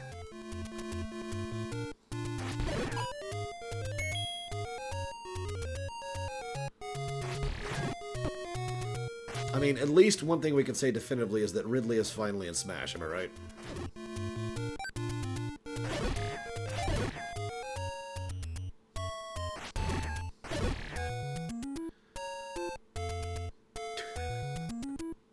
I'm actually not going to continue on this. This is actually my niece's save, believe it or not. This one right here. This is her playing this. She just finished whatever dungeon. I think this is dungeon 3. Yeah, 3. The Nazi dungeon. So she is up. She has done dungeon 1 and dungeon 3 so far. I don't actually remember where dungeon 2 is. But yeah, this is her playthrough.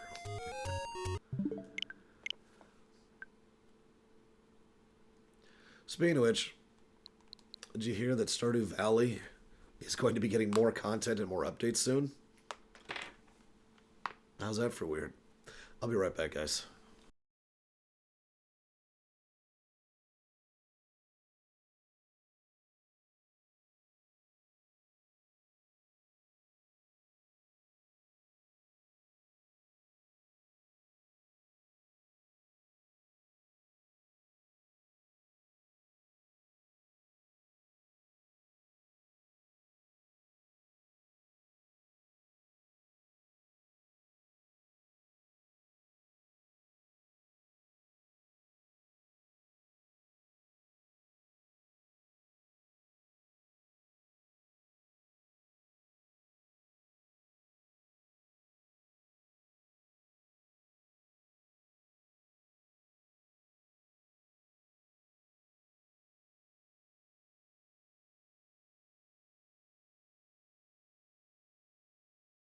You know, I just realized that I haven't chopped off the local recording yet. So for those of you on YouTube,